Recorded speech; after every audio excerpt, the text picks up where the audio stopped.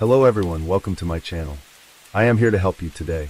I know you use this video to fall asleep, so before that, like the video and subscribe to the channel. Also, where are you from and what time are you watching? Now get comfortable and relax. Case 1. On a cold winter morning in December 1995, the bodies of 3 men were discovered inside a parked Range Rover situated down a small farm track in the village of Rettendon in Essex, England. The victims, who had all been shot dead, were soon identified as 3 violent drug dealers and members of a notorious gang known as the Essex Boys. The subsequent police investigation, codenamed Operation Century, would prove to be highly controversial for the tactics employed by the Essex Police Special Branch officers working undercover, and because it resulted in no arrests or criminal evidence that led to a conviction. During a subsequent police investigation, 2 suspects were identified and charged with the triple killings. These men would go on trial at the Old Bailey in 1998, where they were implicated by an accomplice and received terms of life imprisonment. When details of the heavy-handed methods of Operation Century became public knowledge, Essex police were forced to defend the unconventional covert operation in the face of mounting criticism. In the small village of Rettendon, Essex, 47-year-old Ken Jiggins knocked on the door of his friend, Farmer Peter Theobald, to help him feed the 800 pheasants kept in fields at the 130-acre farm. Theobald ran a shooting range, and the birds needed to be fed twice a day. That morning his friend offered to help because of the severe frost that day meant he couldn't work his regular job as a bricklayer. The snow had begun to settle at 4 p.m. the previous day on December 6th, continuing into the early hours when the frost had set in. Theobald had to scrap thick ice from the windows of his Land Rover, and as they drove across the field, situated 300 yards away, they noticed another vehicle. It was a metallic blue Range Rover, parked in front of a locked gate leading to an angler's carp pond near the shooting area. Despite the ice, the windows on the Range Rover were clear, and they could see 2 men sat in the front seats. Mr. Jiggins would later say he thought they were asleep and suspected they might be poachers. As he jumped out to ask them to move, he tapped on the window, then shouted, "There are 2 dead men here." Whilst he used his mobile phone to alert police, Theobald moved closer to check and saw another dead man slumped across the back seat. As he looked more closely at the driver, he noticed both his hands were still on the steering wheel, and later he learned his foot was still pressed on the brake. Familiar with firearms, Theobald noticed a 2-inch round entry wound behind his ear that exited out through his mouth. There was some blood seeping out of the car, but not as much as he expected. At 8:30 a.m. that morning, Detective Superintendent Ivan Dibley was breakfasting at home in Chelmsford when he received the call that a triple murder had been committed. Despite the 50-year-old detective enjoying his day off, he quickly assumed the lead in the investigation. Dibley had headed more than 25 murder investigations in the previous 5 years, 2 of which had remained unsolved. Throughout 1995, he had cleared up 10 murders in the previous months, but the Rettendon investigation would be his first triple murder inquiry, but also his biggest and last case, as he was due to retire at the end of April after serving for 32 years in the force. Working out of South Woodham Ferrers Police Station, D.S. Dibley's 40-strong squad descended on Rettendon on that cold winter morning at Workhouse Lane, a regular spot for courting couples. Arriving on the scene, they found the bodies of 3 men, each of whom had been shot twice in the head at close range with what appeared to be a 3-round pump-action 12-bore shotgun. The man sitting in the passenger seat had suffered a particularly gruesome blast to the head, which had partly obliterated his face, leaving him unrecognizable, while the man seated in the back of the vehicle had been shot twice in head and once in the stomach. It had all the hallmarks of a cold-blooded execution, and detectives attempted to piece together the sequence of events and determine whether the killer or killers had been seated in the Range Rover with the victims, or had ambushed the men from outside the vehicle, blasting them to death before they realized what was happening. Det. Superintendent Dibley said, "This is not an ordinary murder. It looks as if they were enticed down there. As far as murders go, you don't get any more serious than this." The first part of the investigation involved identifying the deceased through a process of fingerprint analysis. If the men had a prior history of criminality, they could be identified. Luckily for police, all 3 men were known to law enforcement. The dead men were soon revealed to be well known to police, and identified as local hardmen and small-time gangsters. The driver was 26-year-old Craig Rolfe, whilst the man in the passenger seat was his boss, 38-year-old Tony Tucker. The backseat passenger was Tucker's boyhood friend, 37-year-old Pat Tate. All three were known drug dealers with criminal records, who used their physical strength to intimidate and cause fear to their enemies. And these men had many enemies in their line of work. For all intents and purposes, it appeared to be a gangland reprisal. D.S. Dibley learned the men been planning to go for a meal with girlfriends that evening, at a Basildon restaurant at 8 p.m., and both Tucker and Tate were still holding their mobile phones when they were shot dead. None of the victims were wearing seatbelts, and there was no sign of a struggle, and they presumably realized their fate. Some believed it might have been a professional hit, because two of the victims died within 2 seconds, while the third, the backseat passenger Pat Tate, had possibly saw what happened to his two companions and attempted to escape, but was killed soon afterwards. It was strongly suspected they were summoned to a meeting by someone they trusted. But what wasn't clear was why Workhouse Lane was chosen as the meeting place. Although the area was quiet, it was not deserted, with the farmhouse less than 300 yards away. A nearby pond was often used by drug smugglers to place hidden stashes under the water, so the area may have been familiar to the victims. None of the men were armed when their bodies were discovered, and Pat Tate traveled almost everywhere with a gun. The killer fired off 8 rounds, leaving the spent cartridges where they fell, possibly because it was too dark to retrieve them. 3 shots were fired off in quick succession, killing Rolfe, then Tucker. It was surmised that before he could react, Tate was shot in the abdomen. The gunman then reloaded the shotgun, before shooting him twice in the head, and for good measure then fired another shot each into the already dead Tucker and Rolfe. Dibley believed Tate was the target, the others were merely collateral damage. Some believed it might have been a professional hit, because 2 of the victims died within 2 seconds, while the third, the backseat passenger Pat Tate, had possibly saw what happened to his 2 companions and attempted to escape, but was killed soon afterwards. It was strongly suspected they were summoned to a meeting by someone they trusted. But what wasn't clear was why Workhouse Lane was chosen as the meeting place. Although the area was quiet, it was not deserted, with the farmhouse less than 300 yards away. A nearby pond was often used by drug smugglers to place hidden stashes under the water, so the area may have been familiar to the victims. None of the men were armed when their bodies were discovered, and Pat Tate traveled almost everywhere with a gun. The killer fired off 8 rounds, leaving the spent cartridges where they fell, possibly because it was too dark to retrieve them. 3 shots were fired off in quick succession, killing Rolfe, then Tucker. It was surmised that before he could react, Tate was shot in the abdomen. The gunman then reloaded the shotgun, before shooting him twice in the head, and for good measure then fired another shot each into the already dead Tucker and Rolfe. Dibley believed Tate was the target, the others were merely collateral damage. His license was immediately revoked, and he was sent back to prison. One man, Stephen Ellis, was questioned over the assault, but soon fled to the West County under a new identity, where he took to wearing body armor out of fear of reprisals. During his incarceration, Tate's second-hand car business was looked after by his friend Tucker, who gave him a job upon his release from prison. Tucker was running a drugs Francis operation and offered him a position. Known as a violent bully, Tate was described by his own mother as a liability, who was often high on drugs, which made him paranoid and unpredictable. The night before he was murdered at Rettendon, Tate had telephoned the London Pizza Company in Basildon. He aggressively demanded a specially made pizza with 4 different toppings on each quarter. The manager, 21-year-old Roger Ryle, was busy and annoyed by the caller's attitude and hung up. Within minutes, Tate turned up at the store. There he picked up the till and smashed it against the wall, then punched Ryle and smashed his head into a glass plate on the sink of the bathroom. Ryle, like many others who encountered Tate, refused to press charges. One associate said of Tate, "A room would darken when he entered it." It was suspected by detectives that the first to die was the driver, Craig Rolfe. A father to a 7-year-old daughter, Rolfe was a small-time criminal with a cocaine dependency who acted as driver and muscle to his boss, and was not averse to resorting to violence if required. Born in London's Holloway prison, Rolfe was, according to his neighbors, a keen motorist who always had different cars on his drive as though he was a car dealer. There were rumors that he was involved with stealing cars and selling drugs, one said. "One time I saw the police literally dismantling a car on his drive."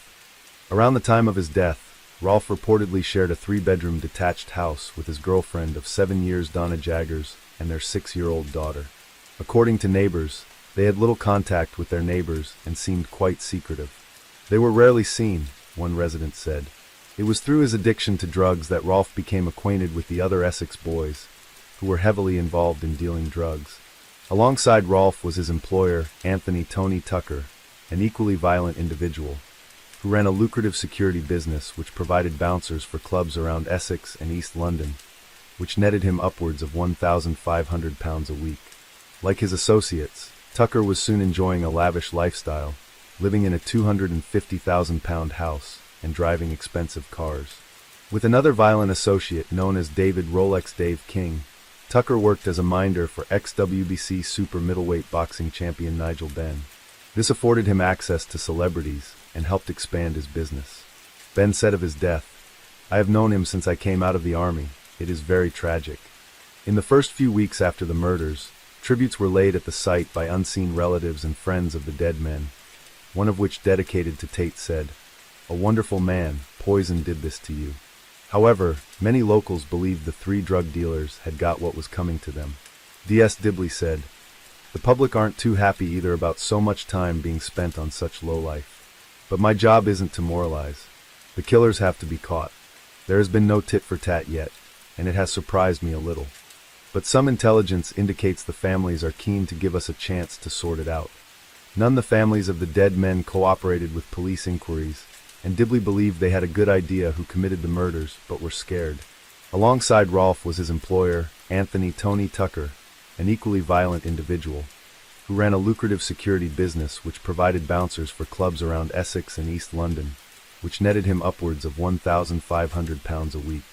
Like his associates, Tucker was soon enjoying a lavish lifestyle, living in a £250,000 house and driving expensive cars. With another violent associate known as David "Rolex Dave" King, Tucker worked as a minder for ex-WBC super middleweight boxing champion Nigel Benn. This afforded him access to celebrities and helped expand his business. Ben said of his death, "I have known him since I came out of the army. It is very tragic." In the first few weeks after the murders, tributes were laid at the site by unseen relatives and friends of the dead men, one of which, dedicated to Tate, said, "A wonderful man, poison did this to you." However, many locals believed the three drug dealers had got what was coming to them. D.S. Dibley said, "The public aren't too happy either about so much time being spent on such lowlife. But my job isn't to moralize. The killers have to be caught. There has been no tit for tat yet, and it has surprised me a little. But some intelligence indicates the families are keen to give us a chance to sort it out." None the families of the dead men cooperated with police inquiries, and Dibley believed they had a good idea who committed the murders, but were scared. This led to the theory that the murders of the Rettendon drug dealers were revenge for her death. Essex police received information on January 1, 1996, from a detective from Exeter CID, who phoned in and said he had an underworld contact who believed he knew why the three men were killed. The subsequent report said, "He has contact with a person who has a good connection with the drugs world in the London and Kent areas. This person is alleged to have taken over the work which Tate, Tucker and Rolfe were running. This work started at Christmas time and is still current. The contact has stated that they were shot because they owe the firm £60,000 The document added, "He has lots of phone inquiries in hand, which say can be connected with our murder inquiry." The man, who was 36 at the time, was described as a doorman/bodybuilder type and an associate of the North London Adams crime family. At the time he was remanded in custody in Brixton Prison, and he is believed to be well connected and involved in the supply of cocaine. He is also known to be a man of extreme violence and suspected of being involved in the shooting murder of a man called Martin in Rothyhithe and the stabbing attempted murder of a man called Marcus Williams at a youth club in London. Information on another potential suspect was provided on February 1996 by Mrs. Linda Millard, originally from Essex, who detailed for police her suspicions about his involvement in the Essex boys' murder. While staying at a friend's house, Mrs. Millard confided to a friend about her suspicions. She detailed to her about overhearing the man, who lived in Dorset at the time, on the phone after news broke on the murders. The police report said she thought he had some knowledge of / involvement in the killings. Mrs. Millard claimed the man had 4 or 5 properties in Essex, and one is Dorset, and would often travel to Portugal. The report added, Millard believed he was involved in funding drugs, counterfeit perfumes, and pornographic videos. While at her friend's home, She passed evidence on to the police, and some 10 days after she arrived there, on March 1st, 1996, the man in question found where she was staying, and she went missing the same day. Her car had been found on top of the cliffs at Battery Point, Portishead near Bristol, with her shoes, handbag, and car keys locked inside the boot. It was nearly 3 months after the murders, and just several days after she had raised her concerns, but no body was found, and it remained a missing person case. Her family were convinced she did not commit suicide, and there may have been foul play involved in her disappearance. Essex police were notified by Avon and Somerset police about the claims of Mrs. Millard 2 days after she vanished. A former Essex business associate of the man, not publicly named from the police report, who was involved with him in property development, said, "I have not seen him for about 15 years. He was going to join me in a development in Portugal, but pulled out. I know the police spoke to him at the time, but he had done nothing wrong. He would not be involved in anything like that." The man did say he was aware the suspect had an interest in pornography. A police spokeswoman said, "During inquiries we spoke to a man who voluntarily allowed a search of his home, and no evidence of wrongdoing was found, and no further action was taken." The case Mrs. Linda Millard's disappearance remains an ongoing missing person case. The father of Leah Betts, a retired Met firearms officer, was even pulled in for questioning over the shootings. Paul Betts said, "I nearly got nicked for the murders. At the time I was running a clay pigeon shooting business, and the police took all my guns. But I hadn't heard of any of the murdered 3. Another London-based gangster, Billy Jasper, admitted to detectives he was the real killer's getaway driver. When he was arrested for armed robbery, he told Met detectives he was given £5,000 to drive a hitman, referred to only as Mr. D, to the murder scene. But Jasper was never charged. Police suspected a link between the murders and £500,000 worth of cannabis found in a farmer's pond in West Hanningfield. The drugs, found in 53 black packets that had reportedly been dropped from an aircraft. These were found by farmer Jens Hostrup and recovered by Essex Police's underground search unit. Det Superintendent Dibley went on record to say, "I strongly believe there was a connection between the cannabis in West Hanningfield and this case."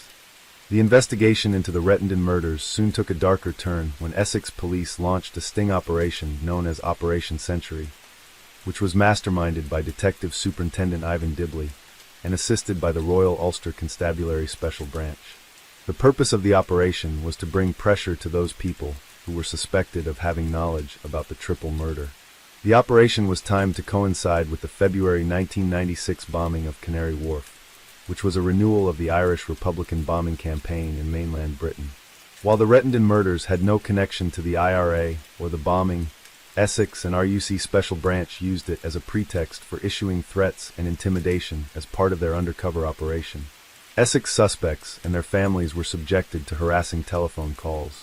These were made by Belfast Special Branch officers from Ireland, who would pose as Republican drug runners claiming they had funded the criminal activities of the Rettendon murder victims and were still demanding payment from their families.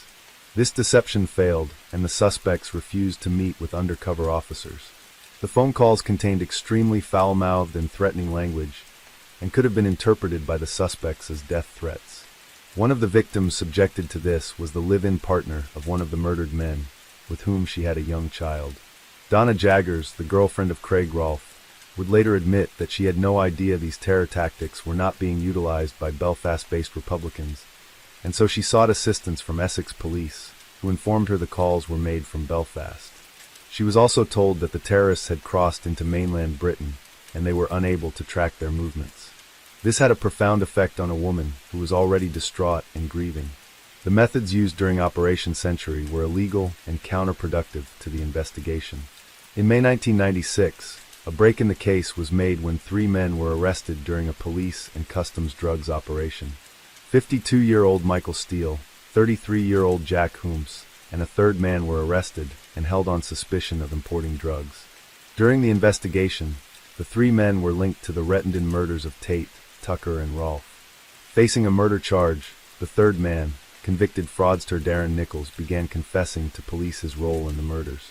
He claimed to have met Steele, Hooms, and Tate a few years earlier while serving a prison sentence for distributing counterfeit currency at Hollesley Bay Prison in Suffolk.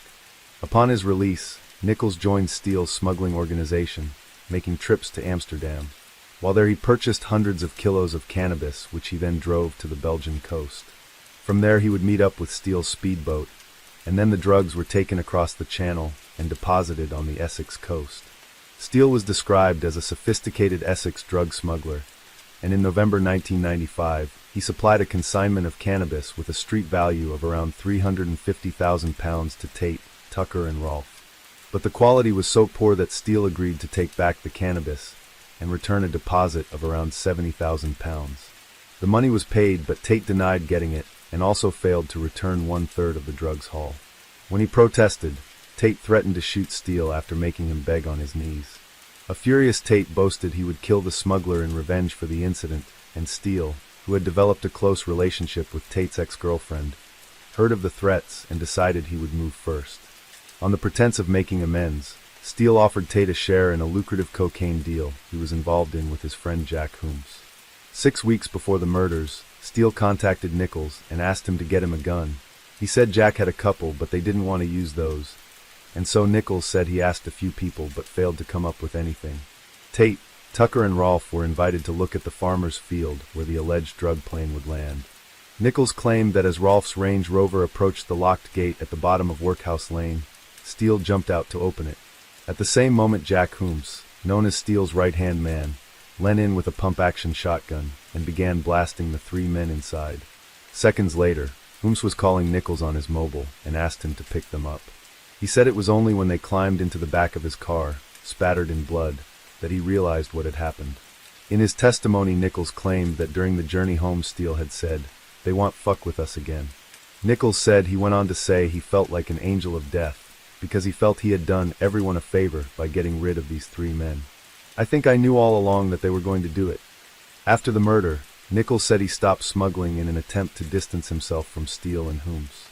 However, fearing he was an accessory to the killings, Nichols said he had to continue selling drugs on Steele's behalf.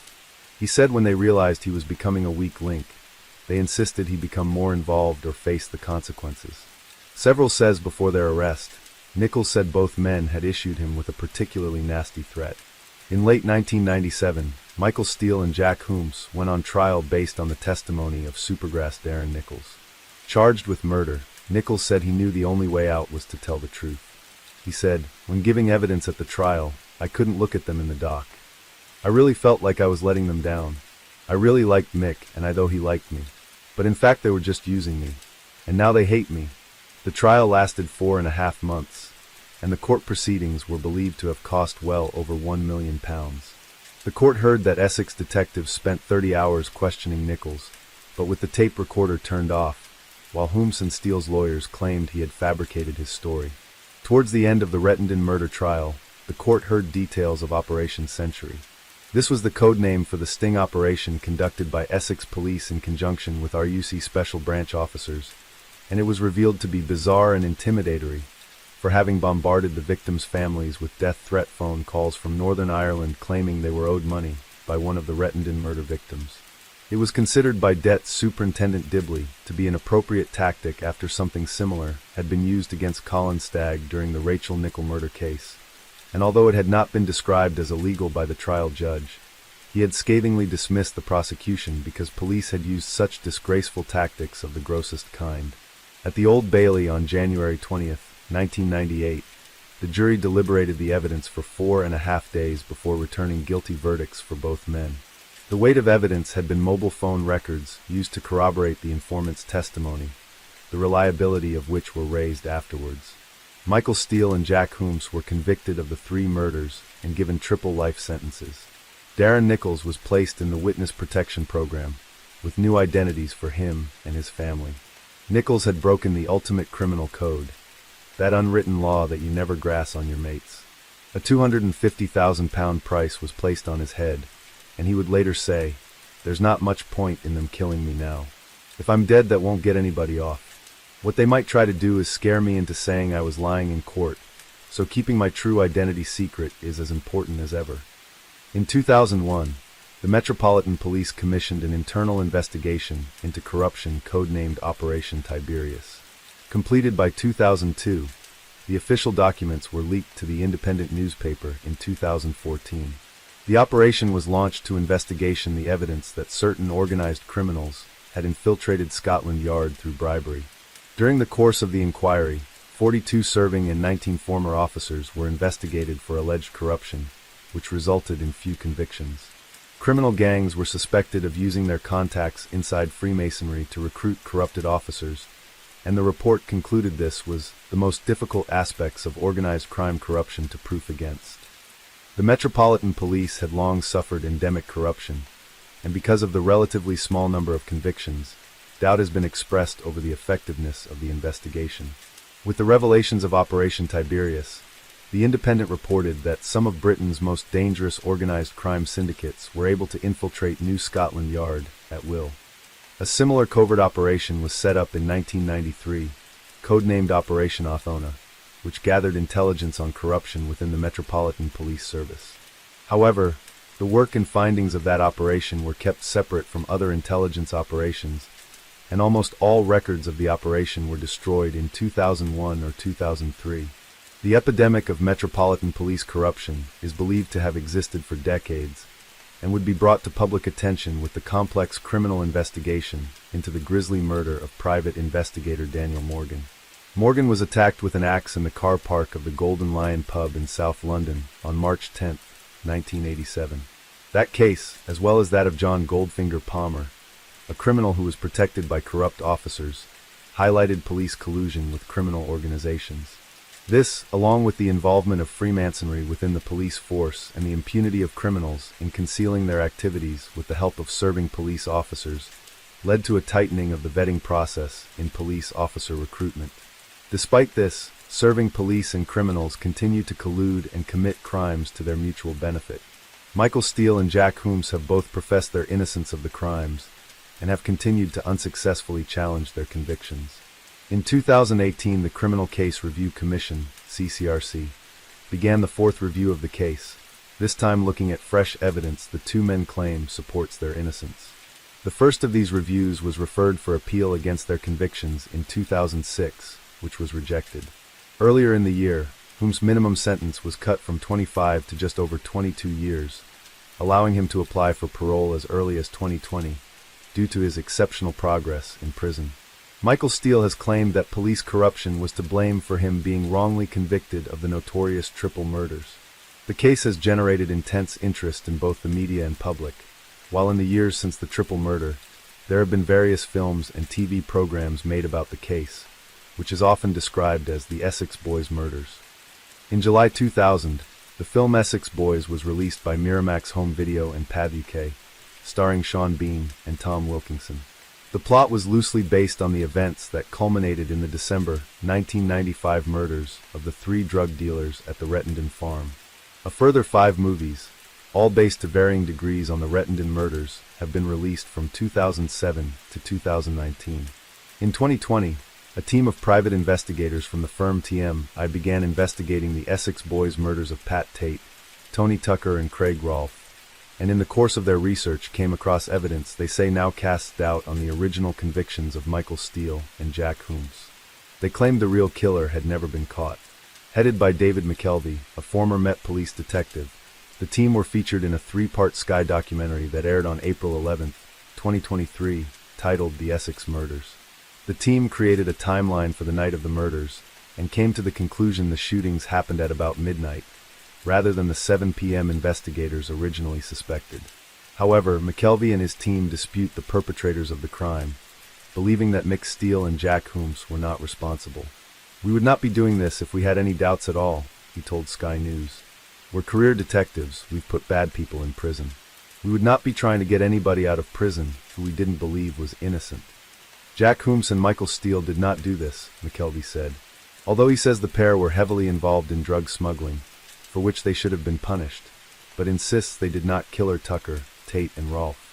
"But they did not carry out this murder," he added. "And the important point here is, they didn't do it, someone else did, and that person or those people are still on the streets." Steele and Holmes were convicted on the testimony of Supergrass Darren Nichols, who killed the 3 men over a drugs deal gone bad. "Our start point was, did Darren Nichols tell the truth?" Mr. McKelvey said, "If he told the truth, then Michael Steele and Jack Holmes are guilty, and that's the end of it.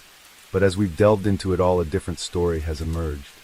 Another former detective working the private investigation is Albert Patrick, who said, "You have got to be ultra careful when you're dealing with the evidence of another criminal against a criminal, as simple as that." The head of the original investigation, Ivan Dibley, admitted at the time that evidence left at the crime scene was scant, and came to the conclusion that Nichols was offering up testimony in an effort to save his own skin. However, Dibley formed the opinion that it was pretty clear that what he said was true. Dibley ultimately said, "There was no doubt in my mind that the right men were convicted." For McKelvey and his associates, who spoke to numerous criminals, who feature prominently in the documentary, emerging evidence appears to paint a different story, one that seems to indicate the hit on the three men was carried out by a professional. One person interviewed for the documentary, known only as Witness A, maintains the Rettendon murders were connected to organized crime in East London, and that the three men were murdered over the proceeds of an armed robbery in which Tony Tucker stole £495,000. Witness A was questioned by the original murder team shortly after the murders, but his account was taken no further. As a member of the criminal underworld, Witness A could possibly have an ulterior motive for coming forward, and as a self-confessed criminal, his testimony was discounted. McKelvey's team believe his story should be explored further, and believe they are able to corroborate this account. Because of our backgrounds, our history, and our knowledge of organized crime, particularly in East London, we were able to get behind that, Mr. McKelvey says. We were able to identify officers who dealt with him, criminals who knew him, and his account is compelling. In the course of their investigation, McKelvey says they spoke to another anonymous witness, who came forward with important information, and even admitted to organizing the hit. The target of the killings was allegedly Tony Tucker, who had stole the money from the armed robbery, while Pat Tate and Craig Rolfe were collateral damage. They were in the wrong place, wrong time, McKelvey added. When you put the whole thing together, you had serious and organized crime behind this. You had a professional assassin, a sophisticated assassination. The TMI investigators hope this fresh evidence will encourage more witnesses with relevant information to come forward, so the case can be reviewed by an independent police force. However, a spokesperson for the CCRC said in a statement, "A comprehensive review has concluded there is no real possibility that the Court of Appeal would overturn these murder convictions." The decision notifications were shared with the applicants and their legal representatives. A spokesperson for Essex Police commented that the murder team conducted an exhaustive investigation into the killings of Tony Tucker, Pat Tate, and Craig Rolfe, and the force welcomed the CCRC's decision and reiterated that this case has been exhaustively examined over the last 27 years, and there is no fresh evidence identified which would call the original verdicts into question. Case 2. On July 22, 1991, a young man approached police and told them he had been attacked by another man inside the stranger's apartment. When police arrived at the address, the occupant, Jeffrey Dahmer, allowed the officers inside. Upon searching the bedroom, they made a shocking discovery, one that led to the arrest of a man later described as the Milwaukee Cannibal. On a humid summer evening, two Milwaukee police officers were on a routine patrol through an area located around Marquette University. The high-crime region of North 25th Street was pungent that night, with garbage in the streets, urine and feces from the homeless, and the leftovers of the many restaurants, meaning the stink of the neighborhood in that oppressive heat was almost unbearable. That night, July 22, 1991, at around midnight, the officers were sat in their car when they suddenly saw a short, skinny black man running fast in their direction. What stood out immediately was the handcuff that dangled from his wrist. At first they thought he might have escaped custody from another officer, and asked him what he was doing. The man, 32-year-old Tracy Edwards, told them a strange story about someone he referred as a weird dude and freak, who had put the cuffs on him at an apartment. The officers at first suspected some sort of homosexual argument had taken place, an incident they would normally avoid. However, as the young man seemed panicked and genuine, they decided to check it out. The officers, Robert Roth and Rolf Mueller, drove Edwards to the man's apartment, which was not far at the Oxford Apartments at 924 North 25th Street. They hoped to retrieve the keys to the handcuffs, as their own did not unlock them, and settle what they thought was a lover's dispute. Arriving at the door to apartment 213, the officers were greeted by a pleasant-looking blond man. The man appeared calm and rational, and when asked about the handcuffs, he offered no explanation about why he placed them on Edwards. It was at this point that Edwards told the officers the man had brandished a knife when they went to the bedroom. When Officer Mueller entered the bedroom, the blond man attempted to push past to retrieve the key. At this point, Roth told the man to back off, and Mueller continued to look under the bed. There, he found a large knife hidden beneath the bed. Reaching over to where a chest of drawers stood next to the bed, he opened the top drawer. Inside, he saw something he couldn't quite comprehend at first. It contained Polaroids, dozens of them, scattered inside. When he looked closer, he saw they depicted human bodies, many of which were in different stages of dismemberment. Some showed skulls in the refrigerator, and all appeared to have been taken within the apartment they were standing. Mueller grabbed a handful and walked out of the bedroom and showed them to his partner, telling him, "These are for real." When the placid blond man saw one of the officers holding the Polaroids, his demeanor suddenly changed. He became angry and started fighting the police, but was quickly overpowered by the two officers and cuffed with his hands behind his back. They called for backup, and then Mueller recalled the Polaroid showing the skull in the refrigerator. He walked over to where it was and pulled open the door. He recoiled when he saw a face staring back out at him, from a freshly severed head of black male propped up on the bottom shelf. Mueller slammed the door and turned around. "There's a fucking head in the refrigerator," he screamed to his partner. As the blond man lay pinned beneath Roth, he turned his head towards the officers and muttered to them, "For what I did I should be dead." As they looked around, the officers noticed how unusually clean and tidy the one-bedroom bachelor apartment had been kept. But they soon became aware of the almost overwhelming smell of decomposition. The blond man, identified as 31-year-old recently unemployed chocolate factory worker Jeffrey Dahmer, appeared to live alone at the apartment. The officers placed him under arrest and read him his Miranda rights. They didn't know it, but officers Mueller and Roth had just apprehended one of the most terrifying serial killers in American history. Born on May 21, 1960, in Milwaukee to Lionel and Joyce, Jeffrey Dahmer was very much wanted and adored by his parents. Despite the difficulties of his mother's pregnancy, Jeffrey grew into a normal, healthy and happy child who always loved to play with his wooden blocks and stuffed bunnies. Little Jeffrey gave his parents no cause for concern. He soon developed into a happy boy, although he did suffer an unusual number of ear and throat infections during his childhood. He loved animals, especially the family dog Frisky, his much-loved pet. Lionel recalled how they once released back into the wild a bird the three had nursed back to health after it suffered an injury. "I cradled the bird in my cupped hand, lifted it into the air, then opened my hand and let it go. All of us felt a wonderful delight," Lionel remembered. Jeff's eyes were wide and gleaming. It may have been the single happiest moment of his life. During his childhood, the family moved to Iowa, where Lionel worked on his PhD at Iowa State University. Lionel, who was of German and Welsh ancestry, was a Marquette University chemistry student and later a research chemist, while Joyce, who had Norwegian and Irish ancestry, worked as a teletype machine instructor. Although his parents were generally happy, Joyce was known to be argumentative with both her husband and neighbors. Lionel shared an incident from Jeffrey's childhood, something that happened when he was 4, which had a profound effect on the young boy. His father was sweeping out from under their house one day the remains of some animals that had been killed by civets. As Lionel gathered the tiny animal bones, he remembers how Jeff seemed oddly thrilled by the sound they made. His small hands dug deep into the pile of bones. "I can no longer view it simply as a childish episode, a passing fascination. This same sense of something dark and shadowy, of a malicious force growing in my son, now colors almost every memory." At the age of 6, Jeffrey suffered from a double hernia and required an operation to correct the problem. His parents saw a change in him after this, and he never seemed to recover the same energy he had before. He seemed smaller, somehow more vulnerable. He grew more inward, sitting quietly for long periods, hardly stirring, his face oddly motionless, said his father. Around this same time, their son entered first grade. Because Lionel's studies kept him away from home for most of the day, the young Dahmer was left to the care of his mother, who had been described as a hypochondriac who suffered from depression. When Lionel was home, Joyce would demand his constant attention, spending most of the day in bed. This meant young Jeffrey was often left to his own devices. During one of their many arguments, she one day attempted suicide with Equinol. Jeffrey would later comment upon his childhood, about how lonely he was because neither parent spent much time with him.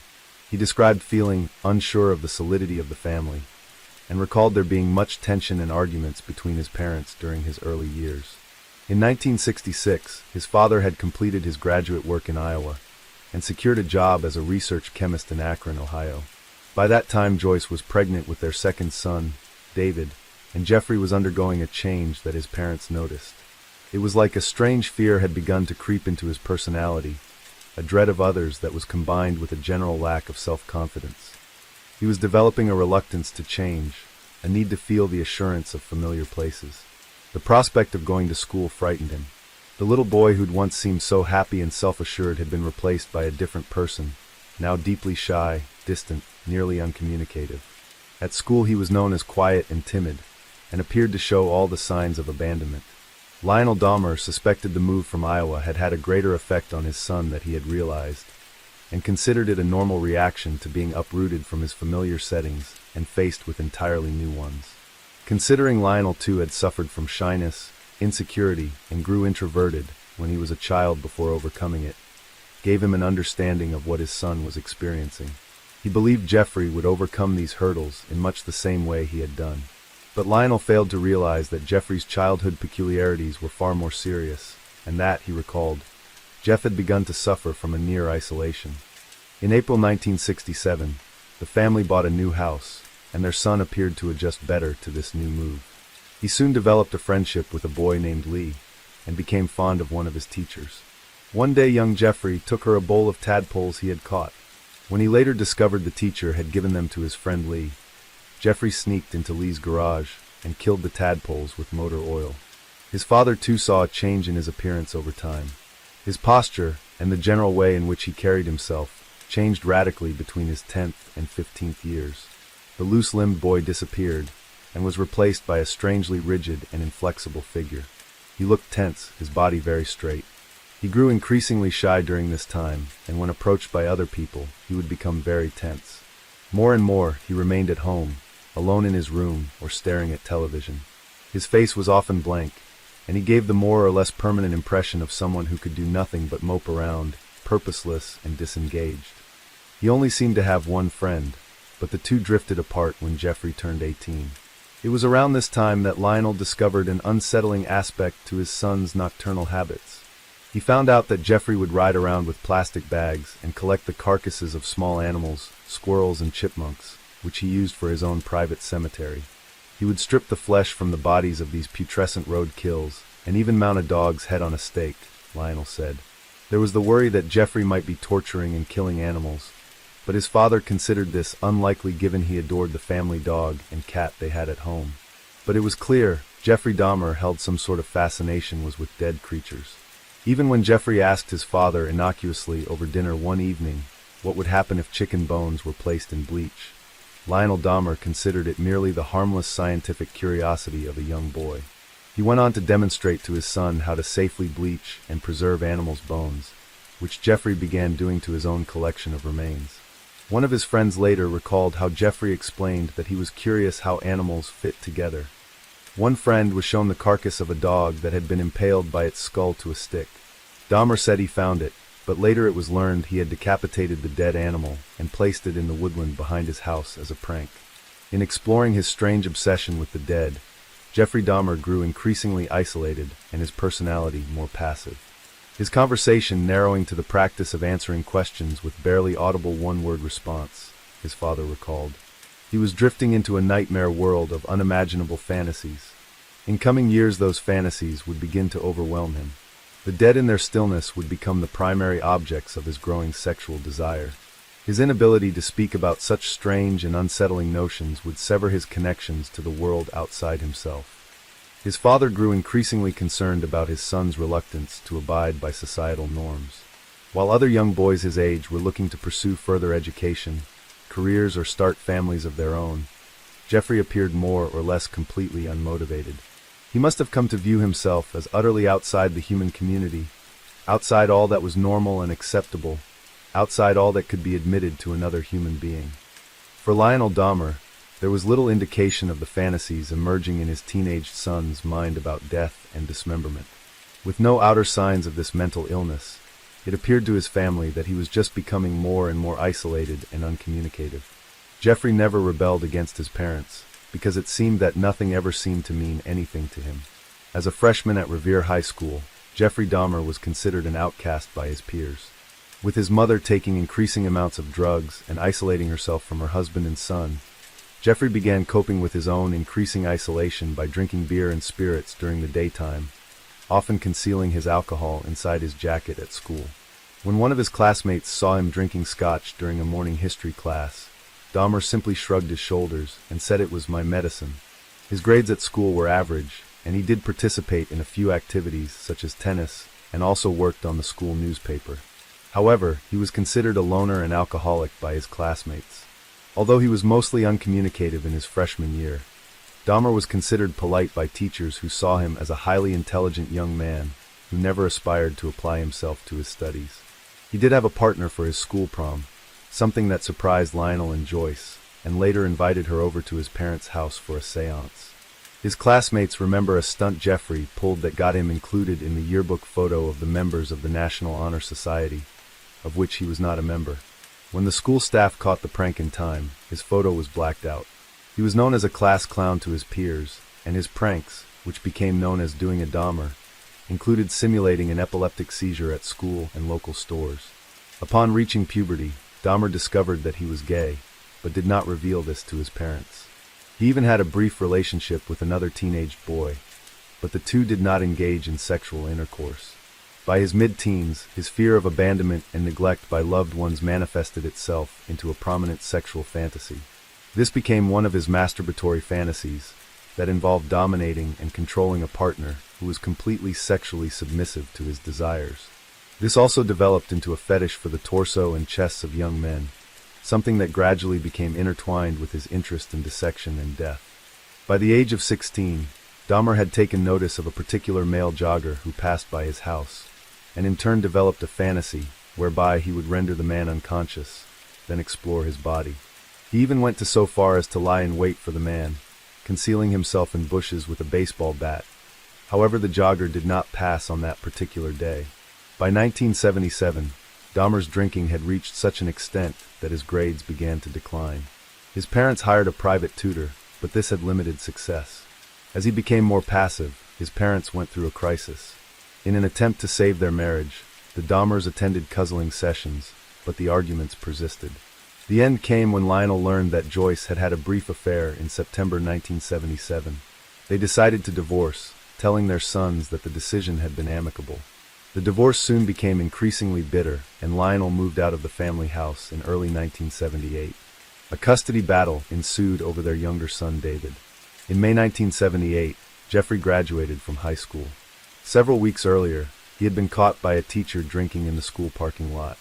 When the staff member threatened to report him, Jeffrey replied that he had a lot of problems at home and that he was attending sessions with the school's guidance counselor. Around the same time, Joyce Dahmer had, against a court order, moved out of the family home and took their son David to live with relatives in Chippewa Falls, Wisconsin. Jeffrey, who at 18, was left alone in the family home. His parents' divorce was complete by July 1978, with Joyce retaining custody of David. Lionel Dahmer soon met his future wife Shuri, and the two became engaged.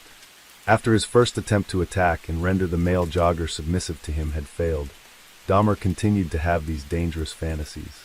This eventually culminated in him committing his first murder. 3 weeks after his graduation, on June 18, 1978, he picked up a hitchhiker on his way to a rock concert at Chippewa Lake Park. Stephen Hick, who was almost 19, agreed to accompany Dahmer to his house, with the promise of a few beers. Dahmer later confessed that the sight of the bare-chested young man at the roadside had ignited his sexual fantasy, and with the house to himself, he decided to act upon his fantasy. However, during the journey to his house, Hicks began talking about girls, and Dahmer knew that any attempt at sexual advances would be rebuffed. After the two shared beers for several hours, talked and listened to music, Hicks told Dahmer he had to go. Jeffrey Dahmer later explained that Hicks wanted to leave, and I didn't want him to leave. When his back was turned, Dahmer struck him twice on the back of the head with a 10-pound dumbbell. The bludgeoned Hicks fell unconscious, and Dahmer strangled him with the bar of the dumbbell. Stripping the clothing off Hicks, he explored his body, running his hands over his chest before masturbating as he stood over the corpse. After several hours, Dahmer dragged the body to the basement, where it remained until the following day when it was dissected and packaged up in plastic garbage bags. The remains were then buried in a shallow grave in the woods behind his house. Several weeks later, he unearthed the remains and pared the flesh from the bones. Much as he had done many times before with the corpses of small animals, Dahmer used the anatomical knowledge he had learned to remove every part of Hicks' flesh before dissolving it in acid, then flushing the solution down the toilet. Finally, he used a sledgehammer to crush the bones before scattering them in the woodland. All that remained was Hicks' necklace and the knife he had used to dismember the body, which were thrown from the West Bath Road Bridge into the Cuyahoga River. His father and his new wife had no knowledge that a horrific murder had taken place inside their own home, or that the heinous crime had been covered up so meticulously. Upon their return, Lionel and Sherry convinced Jeffrey to attend college, and in the fall of 1978, they drove him to Ohio State University, where he hoped to major in business. Dahmer only stayed for one semester, during which he did nothing but drink, before flunking out. Despite his severe drinking problem, Jeffrey refused to seek help. With increasing urging from his new wife, Lionel Dahmer set his son an ultimatum. He either found gainful employment or joined the military. When the feckless Jeffrey refused to get a job, his father drove him down to the recruiting office to join the United States Armed Forces in January of 1979. After undergoing basic training at Fort McClellan in Anniston, Alabama, Dahmer trained as a medical specialist at Fort Sam Houston in San Antonio, Texas, where he was occasionally reprimanded for intoxication. During one particular incident, his entire platoon was punished for his insubordination, resulting in Dahmer being severely beaten by his fellow recruits. On July 13, 1979, he was deployed to Baumholder, West Germany, where he served as a combat medic in the 2nd Battalion, 68th Armored Regiment, 8th Infantry Division. A report on his first year of service described him as an average or slightly above average soldier. He did not kill anyone during his Army service, something that was corroborated by an exhaustive investigation by the German police. When asked after his arrest if he had engaged in willing homosexual relations or commit sexual assault while stationed in Germany, Dahmer told both police and psychiatrists that he did not. However, 2 soldiers later came forward and claimed to have been raped by Dahmer while in the Army. One claimed to have suffered repeated abuse over a 17-month period while stationed with Dahmer at Baumholder. Another solider said Dahmer had drugged and raped him, an act that occurred inside an armored personnel carrier in 1979. With his alcohol abuse only getting worse, his performance deteriorated. In March 1981, he was assessed and deemed unsuitable for military service and discharged from the Army. Despite his less than exemplary service, he received an honorable discharge, and it was the opinion of his superiors that any problems he had in the Army would not apply in his civilian life. On March 24, 1981, Dahmer was sent to Fort Jackson, South Carolina, for debriefing and given a plane ticket to travel anywhere in the country. He chose to go to Miami Beach, Florida, rather than return to his father. He wanted to live by his own means, and was also tired of the cold weather. While in Florida, Dahmer got a job at a sandwich shop and rented a room in a nearby motel. Spending most of his money on alcohol, he was soon evicted from the motel after he failed to pay the rent. He then spent most of his evenings on the beach, but continued to work in the shop before contacting his father in September 1981 and asked to return to Ohio. After returning to Ohio, Dahmer lived with his father and stepmother and began to take responsibility as an adult, which included numerous chores and looking for work. However, he continued to drink heavily, and 2 weeks after his return, he was arrested for drunk and disorderly conduct, for which he was fined $60 and given a suspended 10-day jail sentence. Lionel Dahmer tried unsuccessfully to get his son to give up alcohol. However, the friction in the household caused him to send his son to live with Jeffrey's paternal grandmother in December 1981. Catherine Dahmer lived in West Allis, Wisconsin, and was the only family member to whom Jeffrey showed any type of affection. It was hoped her influence, coupled with the change in location, might prove a positive influence in helping him quit drinking and find a job. At first, the living arrangement with his grandmother proved positive, and Jeffrey often accompanied her to church, looked for work, and actively helped with chores around the house. Although he abided by his grandmother's rules, he still continued to drink and smoke. In early 1982, Dahmer found work as a phlebotomist at the Milwaukee Blood Plasma Center, which he did for 10 months before he was laid off.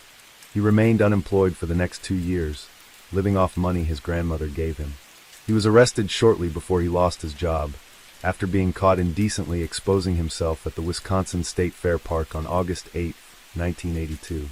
He was reportedly observed dropping his trouser on the south side of the Coliseum, in which 25 people were present, including women and children. He was subsequently convicted and fined $50 plus court costs. By January 1985, he found work at the Milwaukee Ambrosia Chocolate Factory, where he was employed as a mixer, from 11 p.m. to 7 a.m. during 6 nights per week. He had every Saturday evening off, and spent his days at his grandmother's house drinking. During a visit to the West Allis Public Library, while Dahmer was reading, he was propositioned by another man, who threw a note offering to perform fellatio upon him. Although he didn't respond, this incident served to reignite his extreme fantasies of control and dominance, which he had suppressed since the late 1970s. He soon became a familiar and regular patron at many of Milwaukee's gay bars and gay bathhouses, which he described as relaxing places. However, he soon became frustrated with his sexual partners moving during the act. He went on to steal a male shop mannequin, which he briefly used for his sexual fantasies, but was forced to discard it when his grandmother found it in his closet. What he really wanted was a submissive sexual partner. "I trained myself to view people as objects of pleasure instead of as people," he said after his arrest. Beginning in June 1986, he began to slip his partners sleeping pills, administering it in liquor laced with sedatives. After these men fell asleep, he performed various sexual acts. In order to receive a continuous supply, Dahmer told his doctor that he required the tablets due to working nights. However, after the bathhouse was alerted to as many as 12 instances of men being drugged, his membership was revoked, and he started to use hotel rooms to continue his fantasies.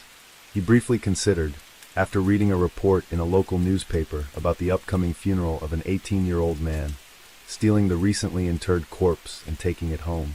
He later confessed that he attempted to dig up the coffin, but found the soil was too hard, and so abandoned the idea.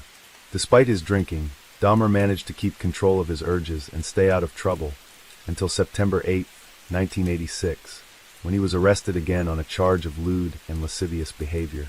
He was accused of masturbating in the presence of two 12-year-old boys as he stood close to the Kinnickinnic River.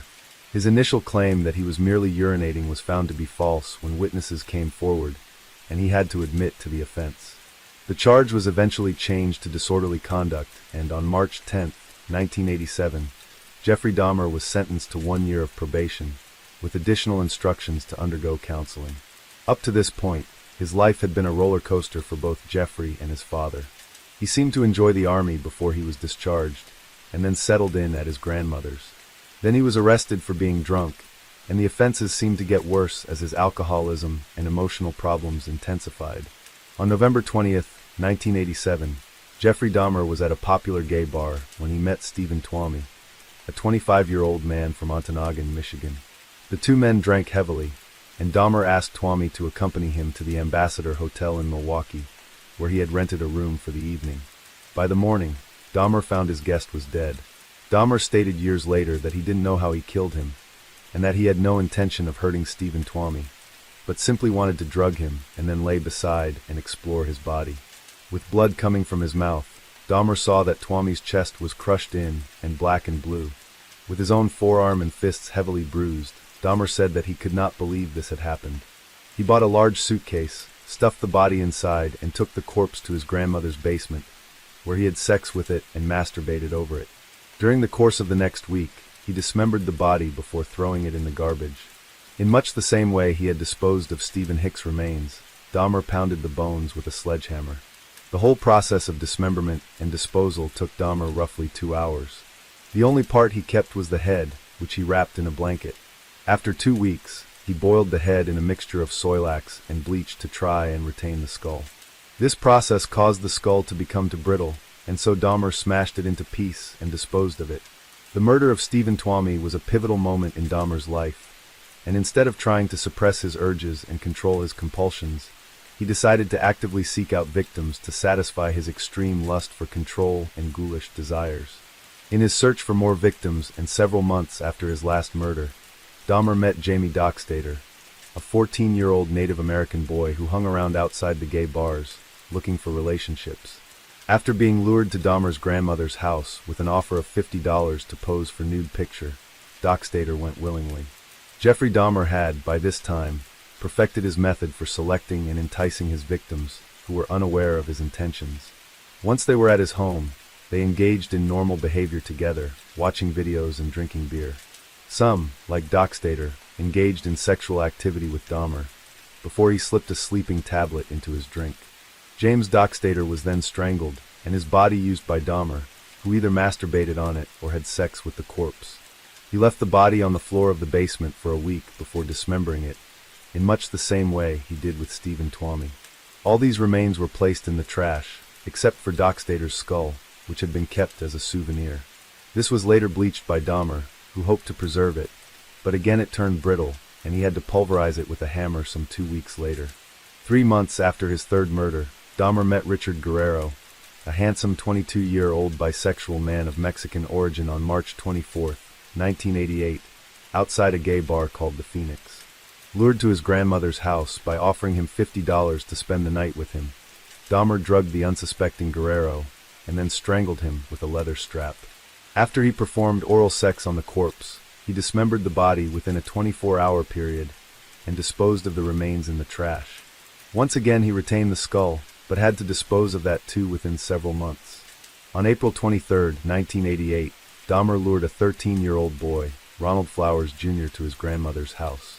The two talked, and after drugging Flowers' drink and watching him as he drank, Dahmer heard his grandmother call out from upstairs. "Is that you, Jeff?" she asked.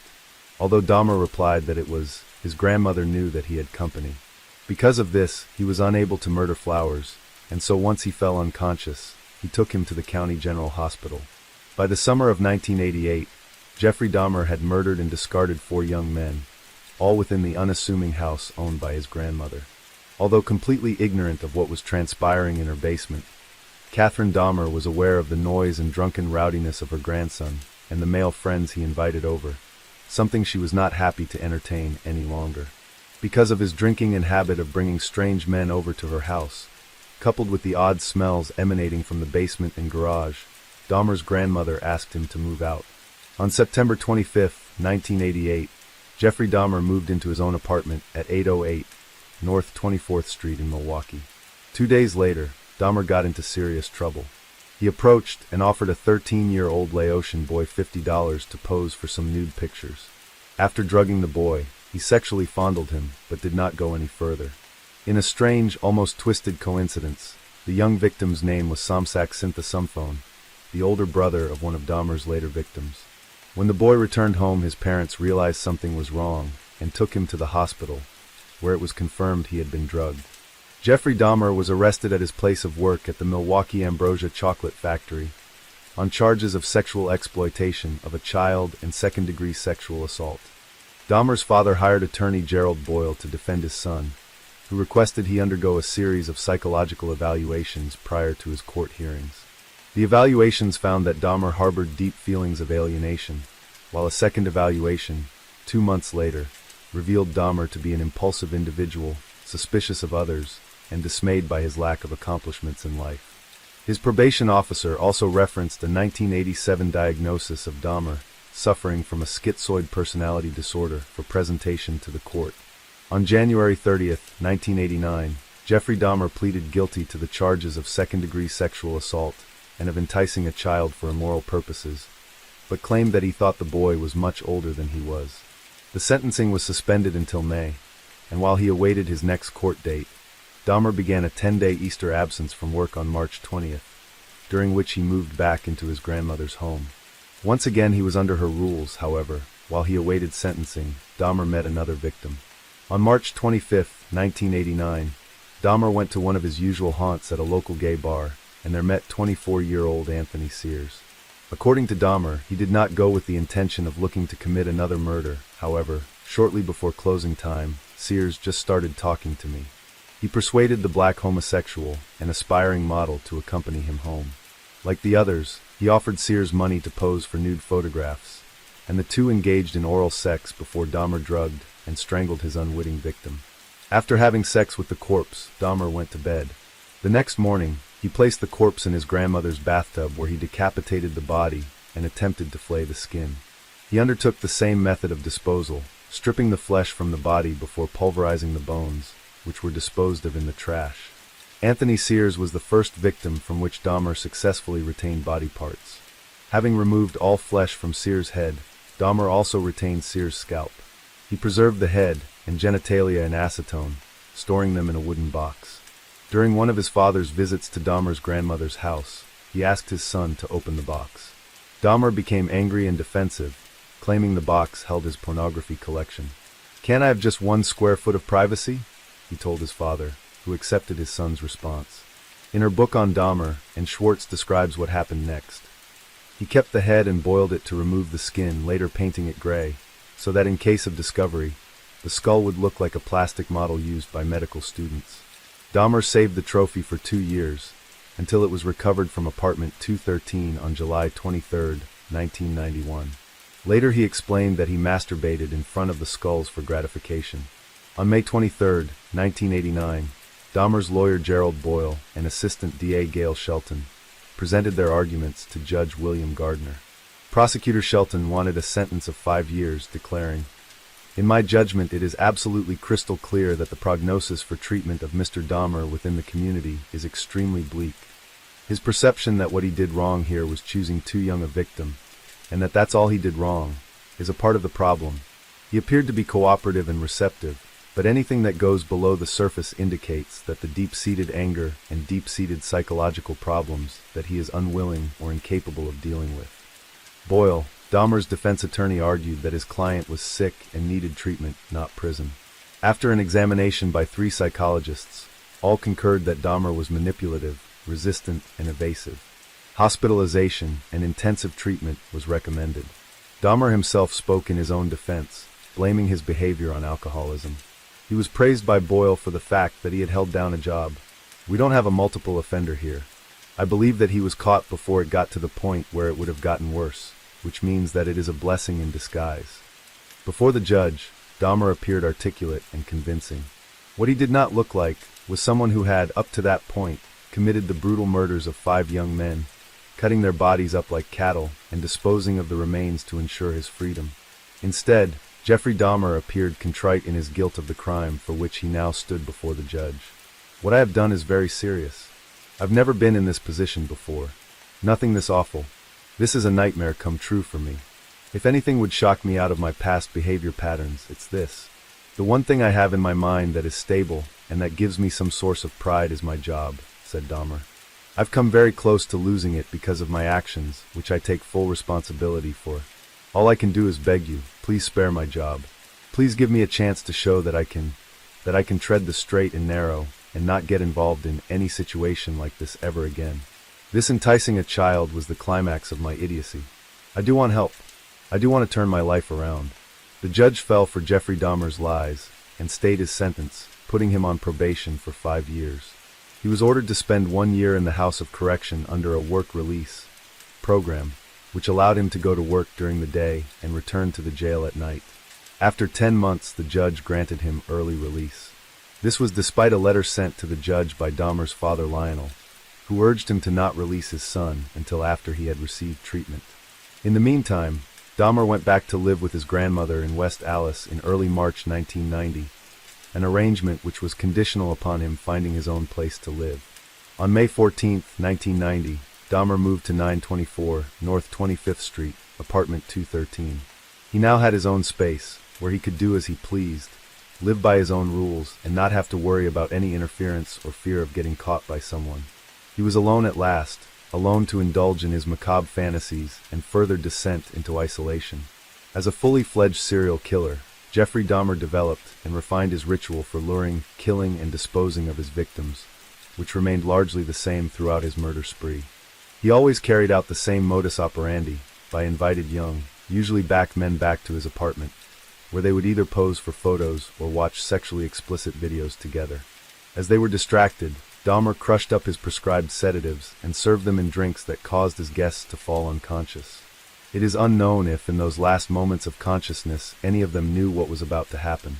Once drugged, he strangled them with either his bare hands or a leather strap.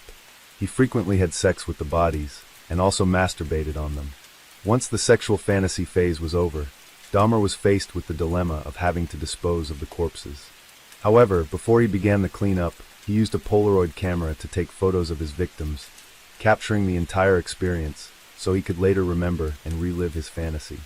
Then he cut open the torsos, aroused by the visceral sight of the blood and exposed flesh, and watched as the knife and saw cut into the arms and legs, severing them from the rest of the body, before finally removing the head and sometimes the genitals, and photographing the whole process to indulge later for his repeated viewing pleasure. Most of the bodies were disposed of in a similar way, but sometimes he experimented with various chemicals and acids, in an attempt to remove the flesh and bones that produced a black, foul-smelling sludge, which he could better pour down the drain. From some of the bodies, he chose to keep trophies. When he moved into his apartment, Dahmer took with him Anthony Sears' mummified head and genitals, which he had also kept in his locker at work, that was situated close to his new place. The furnished Oxford apartment, at $300 per month inclusive of all bills excluding electricity, was an economical bargain for the alcoholic Dahmer. There, he could keep the souvenirs of his crimes. In some cases, he kept the hands and preserved the genitals in formaldehyde. But mostly he kept the heads, in much the same way serial killer Ted Bundy had done with his own female victims. But Dahmer boiled the skull until it was devoid of flesh. Shortly after moving into 924 North 25th Street, Dahmer visited a local art store and purchased granite spray paint. He used this substance to spray paint the skull of Anthony Sears, as well as Sears' genitals, which he kept in his box. Dahmer wanted to disguise the skull, so anyone who visited him would think it was made of plastic. Within a week of moving into his new address, Dahmer claimed his sixth victim. Raymond Smith, also known as Ricky Beeks, was a 32-year-old prostitute who was lured to apartment 213 with the promise of $50 for sex. Given a drink laced with sleeping tablets, Smith fell unconscious and was manually strangled. The next day, Dahmer purchased his Polaroid camera and took several pictures of Smith's body in sexually suggestive positions before beginning the dismemberment process in his bathroom. This time he boiled the arms, legs, and pelvis in a steel kettle with Soilax, which allowed him to rinse the bones in his sink. The remainder of the skeleton, excluding the skull, was dissolved in a container filled with acid. The skull was spray-painted and placed alongside the skull of Sears, which sat upon a black towel inside a filing cabinet. These trophies were the beginning of a collection of skulls which Dahmer intended to use for a shocking purpose that only became known after his capture. Roughly a week after the murder of Raymond Smith, on or about May 27th, Dahmer invited another young man to his apartment with the intention to murder him as he had done his previous victims. However, on this occasion, Dahmer accidentally consumed the drink laden with sedatives intended for his guest. Upon waking the following day, Dahmer discovered that his intended victim had proceeded to steal several items of clothing, along with a watch and $300 in cash. This incident was never reported to police, but he did tell his probation officer on May 29th that he had been robbed. Naturally, Dahmer didn't want police to visit his apartment, which was rapidly filling up with human remains. On June 14, 1990, a 27-year-old acquaintance, Edward Smith, was lured to Dahmer's apartment where he was drugged and strangled. Rather than immediately acidifying the skeleton or repeating previous processes of bleaching, which had failed to preserve victims' skulls, Dahmer chose to place Smith's skeleton in his freezer for several months. Smith was last seen in the company of Dahmer at a party. Hoping it would remove the moisture from the skeleton, Dahmer resorted to acidifying it several months later when his experiment failed. When he placed the skull in the oven to try and dry it, the process caused it to explode, completely destroying the skull. Dahmer would later confess he felt rotten about his acquaintance's murder, but only as he could not retain body parts. Dahmer waited 3 months before seeking out his next victim, which occurred outside a bookstore on the corner of North 27th Street. There, he encountered Ernest Miller, a 22-year-old Chicago native who agreed to accompany Dahmer back to his apartment for $50. Miller allowed Dahmer's request to listen to his heart and stomach. When Dahmer attempted to perform oral sex, Miller told him, "That'll cost you extra." He was then offered a drink laced with sleeping pills. Because he only had 2 pills this time, Dahmer decided to kill Miller by slashing his carotid artery, using the knife he normally used to dissect his victims, and then watched for the next 10 minutes as Miller bled out. The body was posed by Dahmer, who took Polaroid photographs before placing it in his bathtub, where it was dismembered. After severing the head, Dahmer talked to it and repeatedly kissed it while he cut up the rest of the body and wrapped portions of Miller's body in plastic bags for easier disposal. The heart, liver, biceps and sections of flesh cut from the legs were preserved and stored in the freezer for later consumption. What was left of the body, including organs he did not keep, were boiled down using soylax into a gooey-like substance, which helped to rinse the remaining flesh off the bones. Intending to keep the skeleton, Dahmer placed the bones in a light bleach solution for 24 hours, before letting them dry upon a cloth for the next week in an effort to preserve them. Dahmer intended to use Miller's skeleton for his growing collection. The severed head was placed in the refrigerator before it too was stripped of flesh, and then painted and coated with enamel. Dahmer encountered his next victim 3 weeks after Miller's murder, when he came across 22-year-old David Thomas on September 24, 1990. The father of 2 was outside the Grand Avenue Mall, and Dahmer persuaded him to go back to his apartment and drink some alcohol. He also offered his usual incentive, money in exchange for posing for naked photographs. When they arrived at apartment 213, Dahmer slipped Thomas some sedatives in his drink. He later said in his statement to police that he came to realize he was not attracted to Thomas, but was worried if he allowed him to leave, he would become angry that Dahmer had drugged him. So he strangled Thomas and dismembered the body, photographing the process, but retained none of the remains, disposing of the whole body. Dahmer kept the photographs, adding them to his collection, which he kept in the top drawer of his chest of drawers. These were used by Dahmer for sexual gratification. A period of 5 months passed, during which no further victims were claimed. He did, however, attempt unsuccessfully to lure 5 men to his apartment between October 1990 and February 1991. During this time, Dahmer complained to his probation officer of feeling anxious and depressed, and made frequent references to his sexuality. He also complained about financial difficulties, and spoke about the approaching Thanksgiving holiday, and how he was apprehensive about meeting his father and younger brother. His depression was such that he confessed to having suicidal thoughts on several occasions. In February 1991, Jeffrey Dahmer found his next victim when he saw Curtis Straughter standing at a bus stop near Marquette University.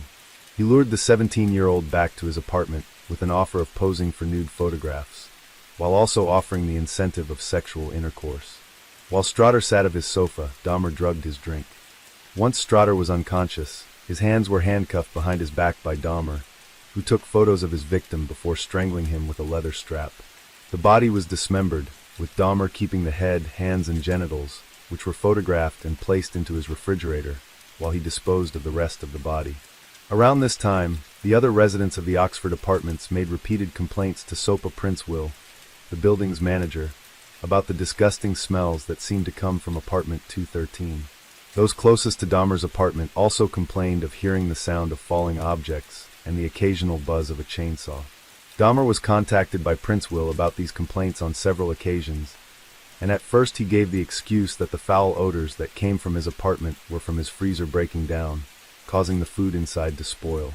On a later occasion, when the smell returned, he claimed it came from his tropical fish, some of which had recently died. Dahmer promised he would take care of the issue. His next murder was less than 2 months later, when a 19-year-old named Errol Lindsay was encountered by Dahmer on April 7, 1991. The youth was on his way to get a key cut when Dahmer invited him back to his apartment. There, he drugged Lindsay and then drilled a hole in his head, through which he injected hydrochloric acid with a baster.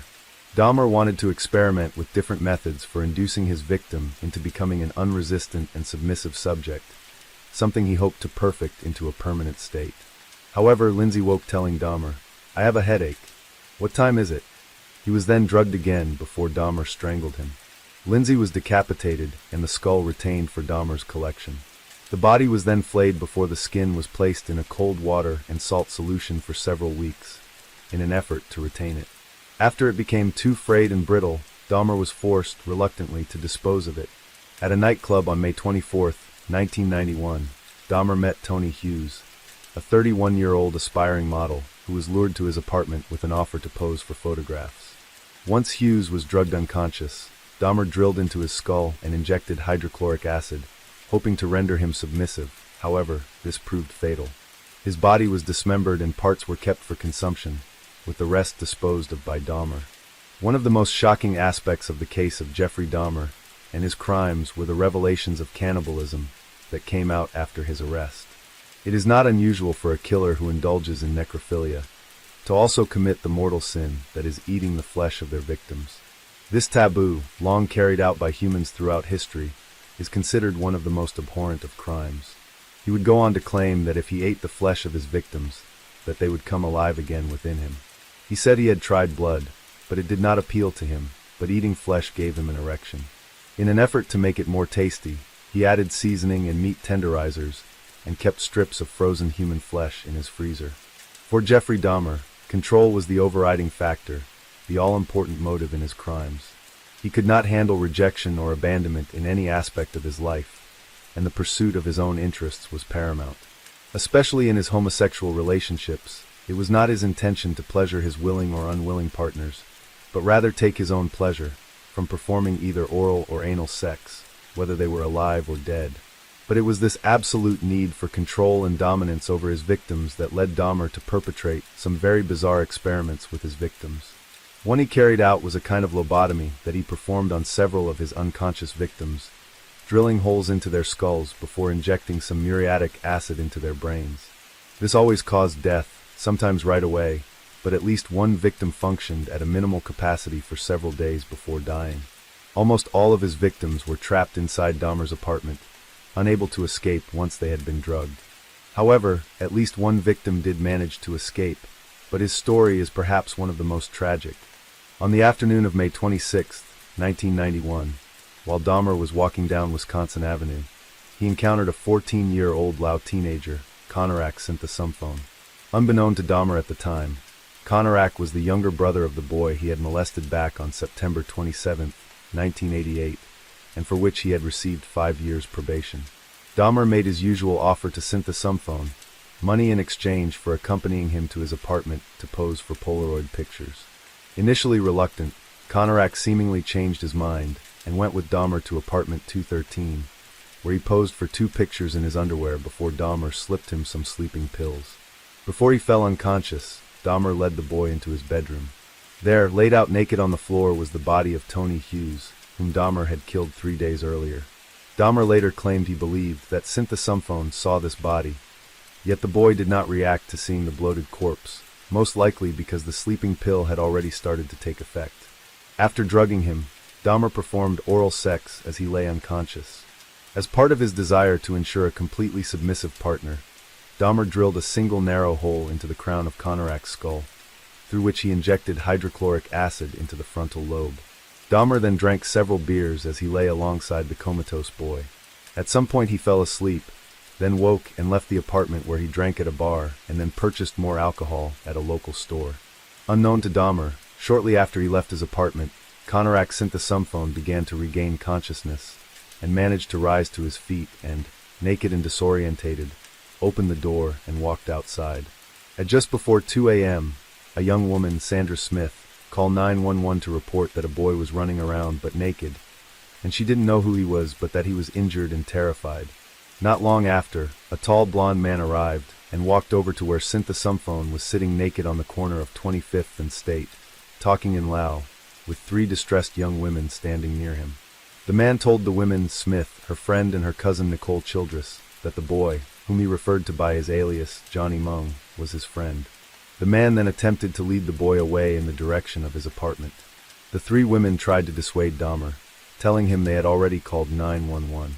Paramedics were first on the scene and placed a blanket around the dazed and confused boy before 2 police officers, John Balserzak and Joseph Gabrish, arrived. Soon the conversation became heated between the 3 girls, Dahmer, and the police. As the officers tried to understand what was going on with the young man of Asian descent, Dahmer told them Konorak was his 19-year-old lover who had drank too much. In order to prove it, Dahmer, his demeanor calm and appearing relaxed and convincing, showed his photo ID, telling the police the boy was his partner and that they had had a drunken quarrel. 3 women attempted to intervene, telling the police that the boy had been terrified and tried to resist the tall blonde man when he arrived. When the police ignored the women, they became exasperated, pointing out that the boy had blood on his testicles, was bleeding from his rectum, and seemed to be suffering from more than just alcohol. The officers observed no injuries apart from a graze to Konorak's knee, and told one of the women to shut the hell up. When she tried to interfere again, she was told to butt out. Shortly after the arrival of the Milwaukee police officers, 3 members of the Milwaukee Fire Department arrived and examined the boy for injuries at the insistence of the women. One of them believed Konarak required treatment, but the police officers directed the 3 firemen to leave. Soon after, a 3rd police officer, Richard Perubkin, arrived at the scene. The 3 policemen escorted Dahmer and sent the sumphone back to Dahmer's apartment, during which Dahmer commented on the high crime in the neighborhood, while simultaneously praising the Milwaukee Police Department. When they arrived, they found that although the apartment smelled bad, it was kept neat and tidy. They could see that Konarak's clothing was there, folded and placed on the sofa, along with a couple of Polaroid photographs of him in black bikini briefs. While they looked around, Konarak sat quietly on the sofa, seemingly unable to talk intelligently, or even able to understand what was happening. Dahmer apologized for the trouble his lover had caused. He promised the police it wouldn't happen again, and they believed his assurances. For all intents and purposes, they had no reason to disbelieve him. He appeared intelligent, calm, polite, well-spoken, and courteous. His partner, however, seemed drunk and incoherent. Not wanting to get in the middle of a domestic dispute between homosexual lovers, they left the apartment with Konarak's synthesumphone sitting quietly on the sofa. Later, Officer Balcerzak said he smelled nothing unusual. Gabrish claimed he noted a strange scent, reminiscent of excrement, inside the apartment. This odor was emanating from Dahmer's bedroom, where the decomposing body of Tony Hughes was still lying naked on the floor. The only time the police made any effort to investigate the smell was when one officer peeked his head around the bedroom, but really didn't take a good look. As they walked outside of the apartment, Dahmer told them he would take good care of his partner.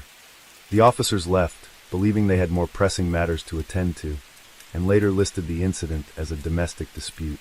Once he was alone with synthesumphone, Dahmer again injected hydrochloric acid into his brain.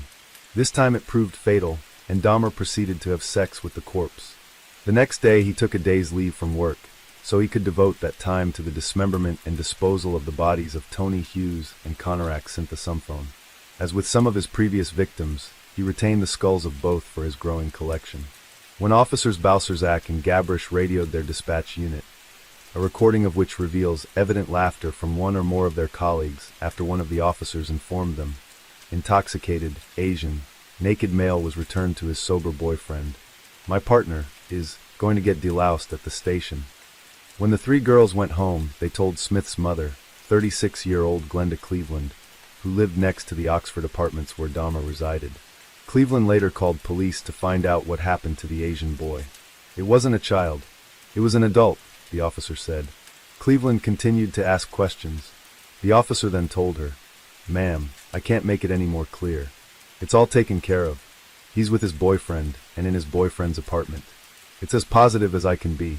I can't do anything about somebody's sexual preferences in life." A couple of days later, Cleveland read a newspaper article about the disappearance of a Laotian boy named Konarak synthesumphone. He looked like the boy that had been seen trying to escape from Jeffrey Dahmer, and so she called the officers back. They never sent anybody to talk with her. Cleveland even tried contacting the Milwaukee office of the FBI, but nothing came of it. This missed opportunity by law enforcement resulted in a cannibalistic serial killer continuing with his crimes of seeking out victims. It meant he could continue drugging, sexually abusing their corpses before dismembering and disposing of them like trash. If the officers had noted Dahmer's name on his ID and run a background check, they would have been aware of his past charges. They would have realized Jeffrey Dahmer, the calm, well-spoken, unassuming tall blonde man, was a convicted child molester who was still serving probation. On June 30th, 1991, Dahmer took a journey to Chicago and there encountered a prospective victim standing at a bus station. 20-year-old Matt Turner agreed to accompany Dahmer back to Milwaukee to take part in what he was told would be a professional photo shoot. Back at apartment 213, Turner was drugged and strangled. Dismembered in Dahmer's bathtub, the head and internal organs were kept and placed into plastic bags and stored in the freezer. By this point, Jeffrey Dahmer had been eating the body parts of his victims. The skull was later stripped of flesh and kept by Dahmer and added to the others he had collected. Just 5 days later, Dahmer lured Jeremiah Weinberger, who he had met at a Chicago bar on July 5th, back to his apartment. Dahmer and Weinberger had agreed to spend the weekend together, And once back at his apartment, Dahmer drugged his victim, then drilled a hole into his head and injected boiling water through and into his skull. After the second attempt at this, Weinberger fell into a coma and died 2 days later. Dahmer later recalled that Weinberger's death was exceptional, because he was the only victim who died with his eyes open. With a growing number of bodies and no way of disposing of them, Dahmer purchased a 57-gallon drum on July 12th. Into this drum he placed the torso of Matt Turner, and then what remained of Jeremiah Weinberger. He then poured an acid solution inside and closed the lid. The bodies of his victims then slowly disintegrated into a black sludge. His murders were becoming more frequent, and 10 days after luring Weinberger to his apartment, he went looking for another victim. At the corner of 27th and Kilbourne, Dahmer came across Oliver Lacey, who agreed to go with him back to the Oxford apartments. There, Dahmer took some nude photos of the 24-year-old, and they engaged in some form of sexual activity. Dahmer then offered Lacey a drink, and watched as his victim fell into unconsciousness. During this encounter, Dahmer wanted to prolong the time spent with his latest victim, hoping to keep Lacey alive for as long as he could. After an unsuccessful attempt to render Lacey unconscious with chloroform, Dahmer called into work to request a day's absence. This was granted, however the next day he was suspended. After failing to keep Lacey alive but subdued, he strangled him and had sex with the corpse before dismembering the body. The head was removed and placed in the refrigerator, along with Lacey's heart. The skeleton was kept, in much the same way he had kept Ernest Miller's, hoping to use both as part of his elaborate fantasy. On July 19, 1991, for days after Dahmer was suspended from work, he received word that he had been dismissed. He then left in search of another victim and soon came across Joseph Bradehoft, luring him to his apartment where they drank and talked. Once the 25-year-old was drugged and strangled, Dahmer left the body on his bed and covered it with a sheet. When he removed the sheet on July 21st, it was infested with maggots and was in a state of decomposition. Dahmer decapitated the body, cleaned the head, and placed it in the refrigerator. The torso was placed within the 57-gallon drum, along with the bodies of his previous victims, where it was acidified. On the evening of July 22, 1991, 3 young men were approached by a tall blonde man who made an offer of $100 to accompany him to his apartment and pose for nude photographs. He also said there would be beer and they could talk or watch television. Looking like the man just wanted some company, one of the young men, Tracy Edwards, agreed to go with him. Arriving at the apartment, 32-year-old Edwards immediately noticed a foul odor that permeated the rooms, as well as several boxes of hydrochloric acid stacked up on the floor. Dahmer told him they were for cleaning bricks, and after some conversation, Edwards looked over to a tank where Dahmer asked him to look at his tropical fish. As he did this, Dahmer placed a handcuff on his wrist. Edwards asked, "What's happening?" as he tried to unsuccessfully to cuff his other wrist. Dahmer then requested Edwards accompany him to the bedroom so he could pose for nude pictures. When they entered the bedroom, Edwards saw posters of nude men on the walls. A television set was turned on and playing a videotape of the horror film, The Exorcist III. Edwards also noticed a large blue 57-gallon drum in the corner of the room, from where the bad smells seemed to be emanating. Suddenly, Dahmer took out a knife and told Edwards that he was going to take nude photographs of him. Hoping to appease Dahmer, Edwards began to unbutton his shirt, telling him he would let him take pictures, so long as he removed the handcuffs and put away the knife. Dahmer didn't respond to this, but merely turned his attention away towards the television. Edwards watched as Dahmer rocked back and forth, chanting as he did. Dahmer then turned his attention to Edwards and placed his head on his chest, seemingly listening to his heart.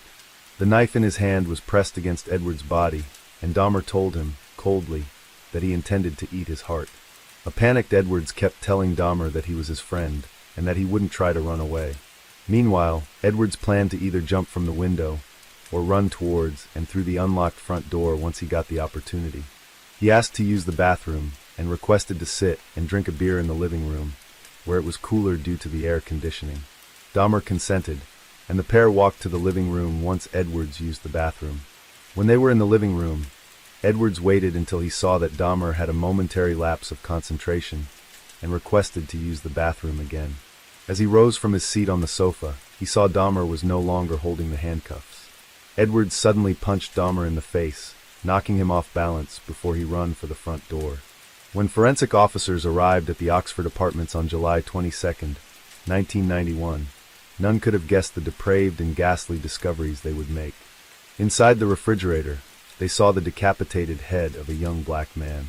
Within the freezer, there were 3 more heads, all neatly stored in plastic bags and tied with plastic twisties.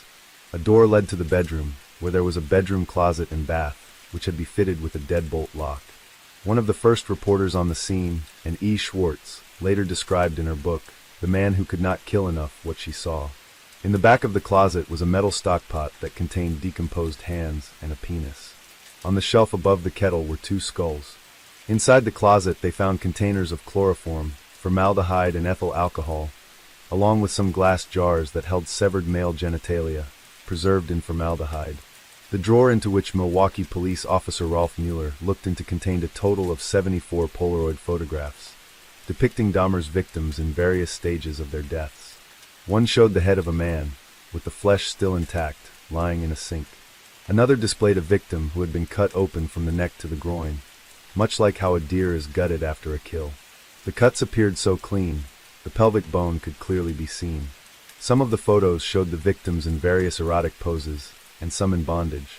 In a tray inside the refrigerator, investigators found collected blood drippings, along with 2 human hearts, and a portion of muscle from a male's arm, each of which had been wrapped in plastic bags upon the shelf. Along with the 3 heads in the freezer was a complete torso, along with a bag of human organs. When looking at the bottom of the freezer, they saw that flesh had stuck to the ice. As well as the 4 severed heads in the kitchen, another 7 skulls were found, some painted, some bleached, were found in Dahmer's bedroom inside a closet. Elsewhere, they came across 2 entire skeletons, a pair of severed hands, 2 severed and preserved penises, and a mummified scalp.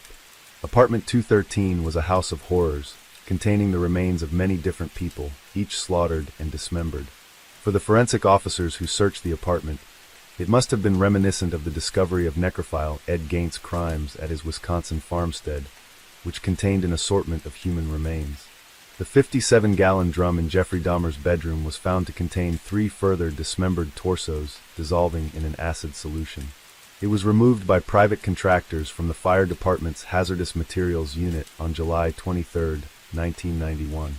The sheer number of body parts found in Dahmer's apartment caused the chief medical examiner to state, "It was more like dismantling someone's museum than an actual crime scene."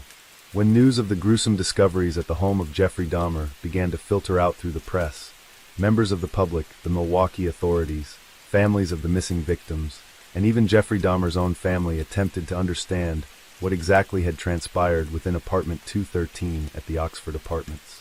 Shortly after his arrest, during the early hours of July 23, 1991, Dahmer was questioned by police about the discoveries in his apartment.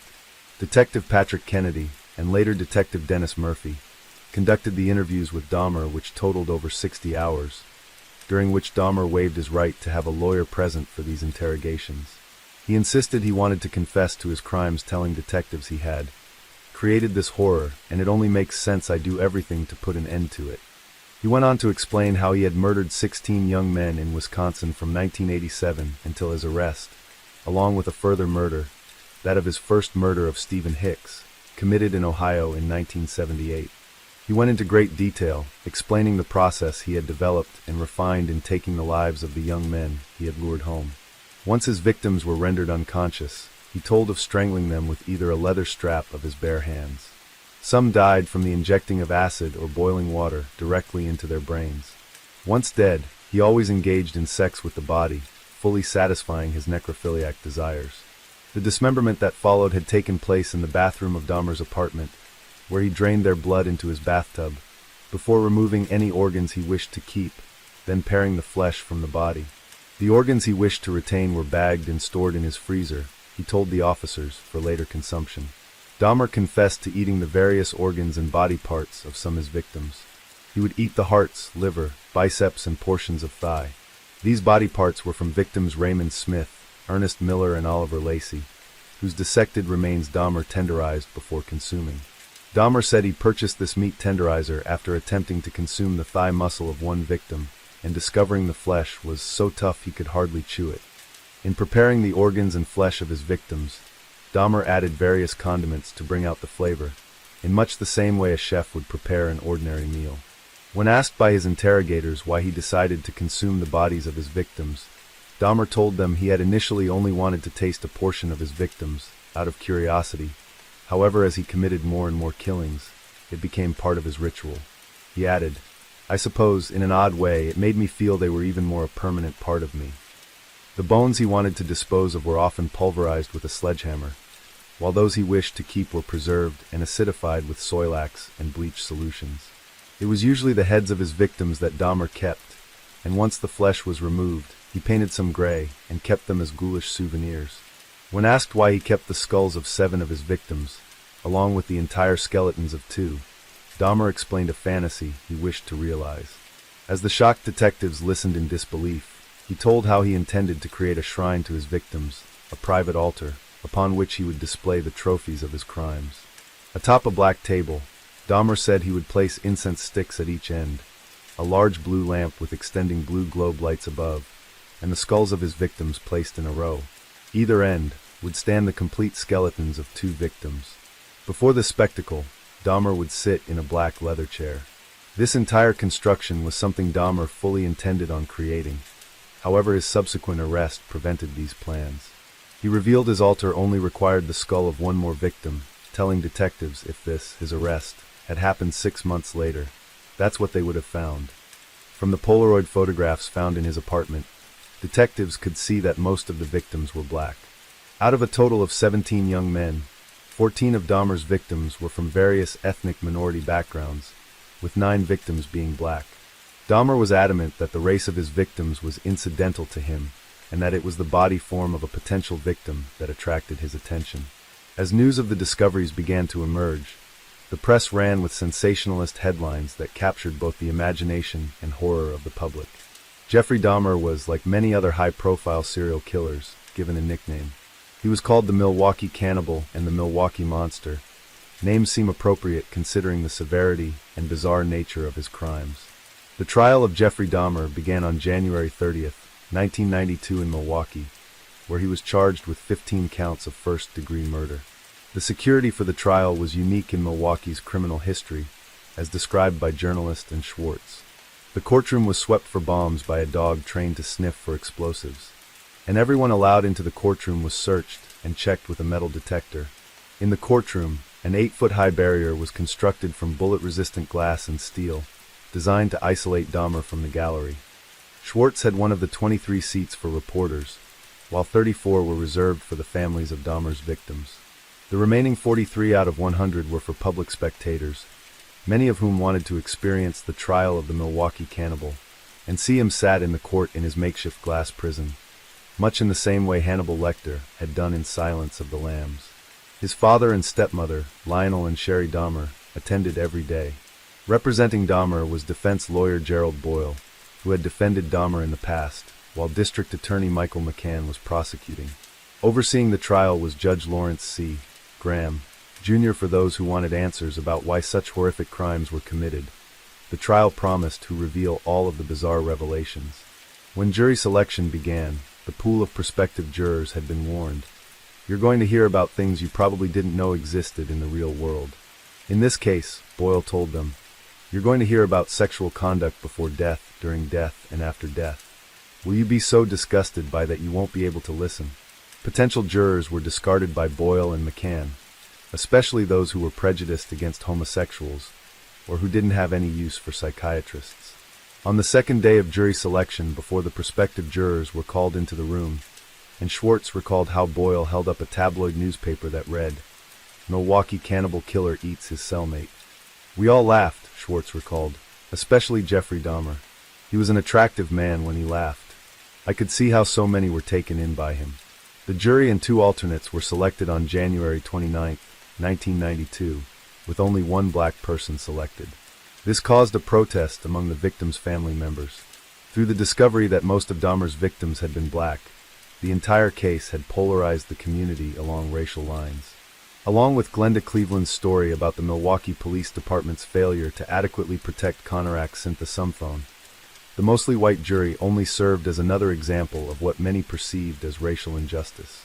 In a shocking twist, Dahmer changed his plea to guilty before the trial began, on January 13, 1992. This was against the advice of his lawyer, and Dahmer insisted that he was insane. He had waived his rights to a trial, intended to establish his guilt, and now the focus of the proceedings were shifted to establishing Dahmer's sanity. Don Davis in his book, The Milwaukee Murders, said, "The declaration turned the case on its head.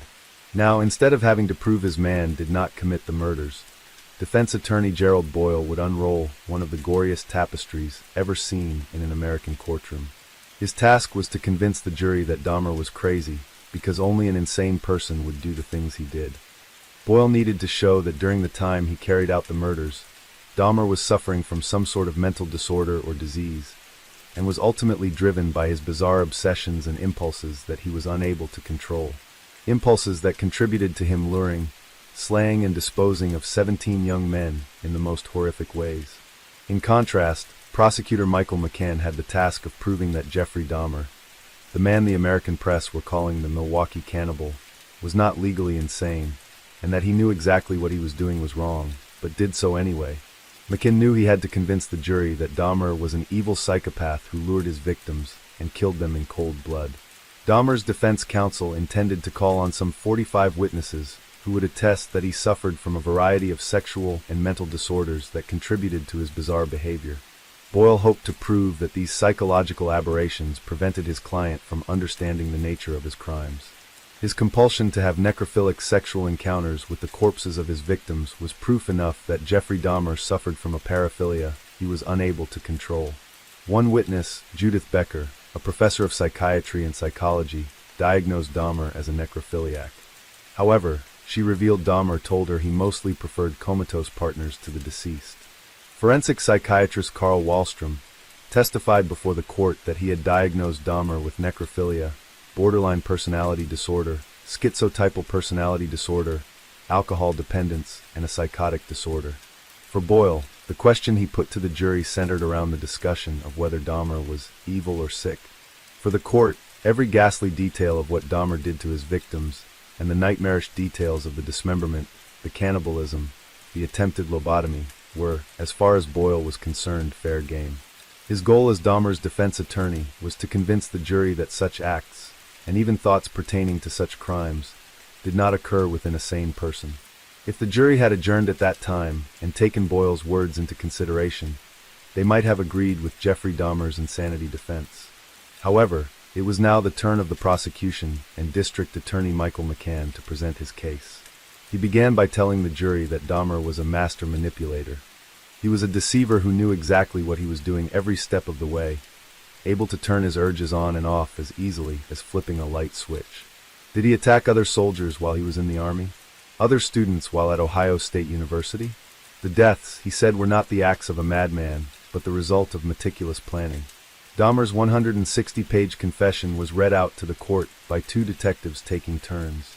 It contained the catalog of sexual perversions he had committed. Detective Dennis Murphy stated that Dahmer felt a tremendous amount of guilt because of his actions. He felt thoroughly evil. Then he quoted from Dahmer's own confession, "It's hard for me to believe that a human being could have done what I've done, but I know that I did it." He claimed that his fear of being caught was overwhelmed by his excitement of being completely in control. The prosecution in turn called their own experts. Testimony from Fred Fostel attempted to prove that Dahmer suffered from no mental disease at the time of the murders, but rather painted him as a cunning and calculating killer who knew the difference between right and wrong. Fostel contended that he possessed the ability to control his actions, but was dictated by his overpowering lust. Forensic psychiatrist Park Dietz offered an assessment that, in his opinion, Dahmer did not suffer from any form of mental disease of defect at the time of the murders, stating Dahmer went to great lengths to be alone with his victim and to have no witnesses. He believed there was sufficient evidence that Dahmer prepared for the murder beforehand. Dietz believed Dahmer's need to consume alcohol prior to committing the murders was a significant factor. His need to become intoxicated meant, if he had an impulse to kill or a compulsion to kill, Dietz testified, he wouldn't have to drink alcohol to overcome it. He only has to drink alcohol to overcome it because he is inhibited against killing. It was noted by Dietz that Dahmer's favorite film was The Exorcist III, and he closely identified with Darth Vader, the villain in the science fiction movie Return of the Jedi. It was noted that he enjoyed the level of power this character and others like him held. He said Dahmer would often watch these films before venturing out in search of victims. The courtroom had become a battleground for psychiatrists and psychologists over whether Jeffrey Dahmer was legally responsible and in control of his actions. The testimonies and cross-examination of these experts seemed to confuse the jury. Psychologist Samuel Friedman gave independent testimony, diagnosing Dahmer with a personality disorder not otherwise specified featuring borderline, obsessive-compulsive, and sadistic traits. Friedman described Dahmer as amiable, pleasant to be with, courteous, with a sense of humor, conventionally handsome, and charming in manner. He was, and still is, a bright young man. He characterized his need to kill as a longing for companionship, but did not accept an assessment that Dahmer was psychotic. On February 14, 1992, after 2 weeks of testimony, the defense and prosecution delivered their closing arguments to the court. In his summation, Boyle drew a chart for the jury in the form of a wheel, the hub of which was Jeffrey Dahmer, and all of the spokes coming out from the wheel were the elements of his deviance. He read them for the jury: skulls in locker, cannibalism, sexual urges, drilling, making zombies, necrophilia, drinking alcohol all the time, trying to create a shrine, lobotomies, defleshing, calling taxidermists, going to graveyards, masturbating. This is Jeffrey Dahmer, a runaway train on a track of madness. Boyle made reference to the defense experts and their arguments in favor of Dahmer's mental health afflictions. He said Dahmer's compulsion to kill was the result of a sickness he discovered, not chose. He described his client as a desperately lonely individual, so out of control he could not conform his conduct anymore. Prosecutor McCann countered Boyle's chart, arguing, he wasn't a runaway train, he was the engineer. He was satisfying his extraordinary sexual cravings. Ladies and gentlemen, he's fooled a lot of people. Please don't let this murderous killer fool you. He argued that Jeffrey Dahmer was a sane man, fully in control of his actions. He said that evidence of this was his ability to avoid detection, and described Dahmer as a cold and calculating individual, who killed his victims to gain power and control over their bodies, so he could enjoy the prolonged periods of sexual pleasure that he so desperately craved. It was McCann's opinion that Dahmer's attempt to plead guilty, but insane to the charges, showed that he was looking to escape responsibility for his heinous crimes. The jury deliberated for 5 hours before giving their verdict. On February 15, 1992, they declared that Jeffrey Dahmer was sane and did not suffer from any mental disorder at the time of each of the 15 murders for which he was tried. They decided that he did not deserve to spend the rest of his life in a hospital, but rather a prison cell. Journalist Ann Schwartz, who covered the Dahmer story for the Milwaukee Journal from the discovery of his murder through to the trial, said she was astonished at how normal this man looked and sounded. The day Jeffrey Dahmer was sentenced, I heard him read his statement to the court calmly and eloquently, and I wondered how easily I could have been conned. Your Honor, it is now over. This has never been a case of trying to get free. I didn't ever want freedom. Frankly, I wanted death for myself. This was a case to tell the world that I did what I did, but not for reasons of hate. I hated no one. I knew I was sick or evil or both. Now I believe I was sick. The doctors have told me about my sickness, and now I have some peace. I know how much harm I have caused. Thank God there will be no more harm that I can do. I believe that only the Lord Jesus Christ can save me from my sins. I ask for no consideration. Standing at the lectern, Dahmer ended his apology, which covered 4 typewritten pages, with, I know my time in prison will be terrible, but I deserve whatever I get because of what I have done. Thank you, Your Honor, and I am prepared for your sentence, which I know will be the maximum. I ask for no consideration. After he finished his statement, Dahmer awaited his sentence. He was given life imprisonment plus 10 years upon the first 2 counts. The remaining 13 counts carried a mandatory sentence of life plus 70 years. Because capital punishment had been abolished in Wisconsin in 1853, the death penalty was not an option. Before Dahmer was escorted away from court, his father Lionel and stepmother Shuri requested to be allowed a 10-minute private meeting with him. This was granted, and the 3 exchanged hugs and well wishes before Jeffrey Dahmer taken away to be transferred to the Columbia Correctional Institution in Portage to begin his sentence. Dahmer was extradited to Ohio 3 months after his conviction in Milwaukee to face charges for the murder of his first victim, Stephen Hicks. In court, his hearing lasted just 45 minutes, and once again Dahmer pleaded guilty to the charges. On May 1, 1992, he was sentenced to a 16th term of life imprisonment. Dahmer seemed to adjust well to life in prison at the Columbia Correctional Institute in Portage, Wisconsin. Initially, he was kept apart from the general population for the first year, with prison authorities concerned his safety would be in danger. During his time in solitary confinement, Dahmer received many letters from people all across the world. He was often donated money which he was able to spend on personal items such as cigarettes, magazines, stationery, and cassette tapes.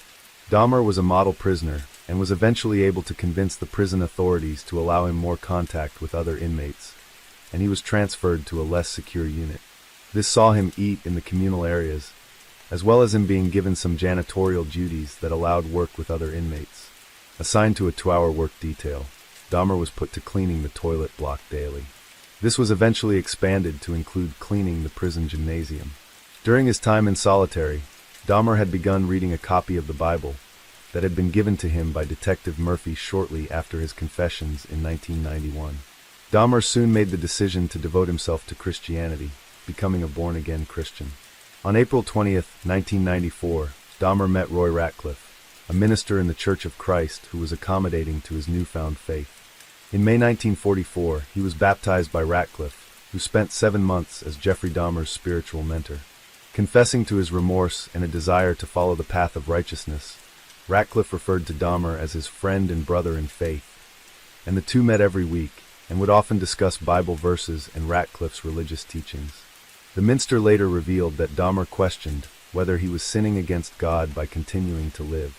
On July 3, 1994, while attending a chapel service, Dahmer was attacked by a Cuban inmate, Osvaldo Durruti, who attempted to slash Dahmer's throat with a makeshift razor embedded in a toothbrush. His wounds were only superficial, and Dahmer claimed to have never seen his attacker before that day. Dahmer had confessed to his family a desire to die, admitting that he was ready to accept whatever punishment he might suffer in prison. Joyce Dahmer held weekly phone calls with her son, after not seeing him prior to his arrest since Christmas 1983. When Joyce expressed concern for his safety, Dahmer told her, "It doesn't matter, Mom. I don't care if something happens to me." On the morning of November 28, 1994, Dahmer left his cell after being assigned to a work detail with 2 other inmates, Jesse Anderson and Christopher Scarver. The 3 were left alone and unsupervised by guards in the showers of the prison gymnasium. After 20 minutes, at approximately 8:10 a.m., Jeffrey Dahmer was discovered lying on the floor of the gym bathrooms. He was unresponsive, having suffered gruesome wounds to his head. A 20-inch metal bar was nearby, used to bludgeon him about the head and face. Blood on the wall indicated that Dahmer's head had been repeatedly struck against it during the assault. Although still breathing, he was declared dead an hour later at 9:11 a.m. One of the other prisoners, Jesse Anderson, was found nearby having also been bludgeoned. Although he was still alive, he died 2 days later after doctors at the University of Wisconsin Hospital in Madison removed him from life support. The 3rd inmate, Christopher Scarver, returned to his cell. There, he informed a guard, "God told me to do it. Jesse Anderson and Jeffrey Dahmer are dead." Scarver, a black messianic delusional schizophrenic who thought he was the son of God after hearing voices calling him the chosen one, was serving a sentence for first-degree murder after he shot and killed Steve Lohman on June 1, 1990. It is not difficult to understand how Scarver, a black man, viewed both Jesse Anderson, who murdered his wife and blamed it on a black man, and Jeffrey Dahmer, who had butchered his victims, most of whom were African Americans. The decision to place the 3 men together on a work detail had proven disastrous. From Scarver, the prison authorities learned what had happened that morning.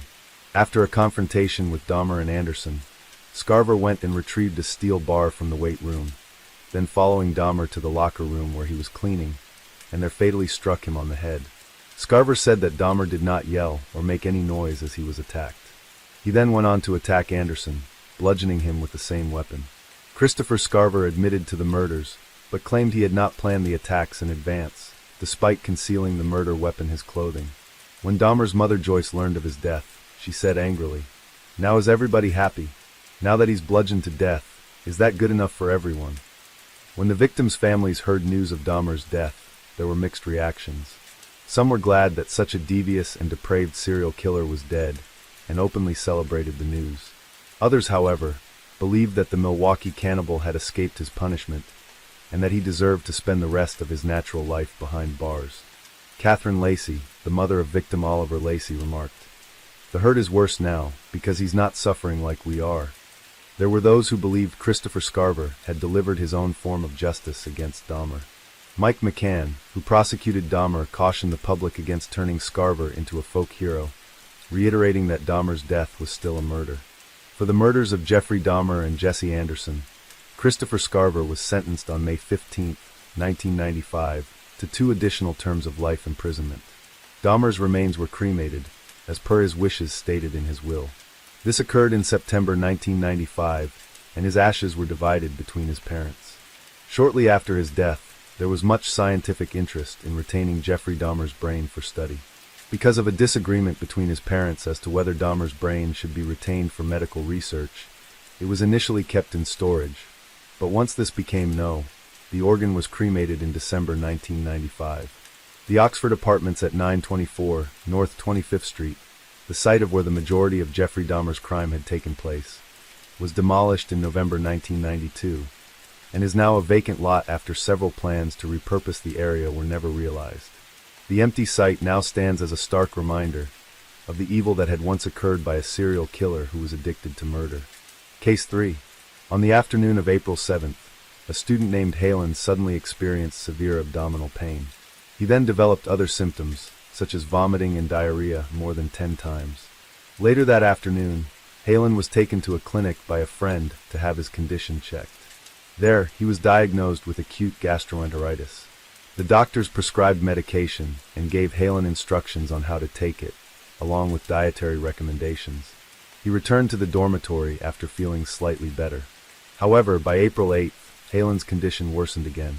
He was rushed to the hospital for emergency treatment and admitted for further examination and care.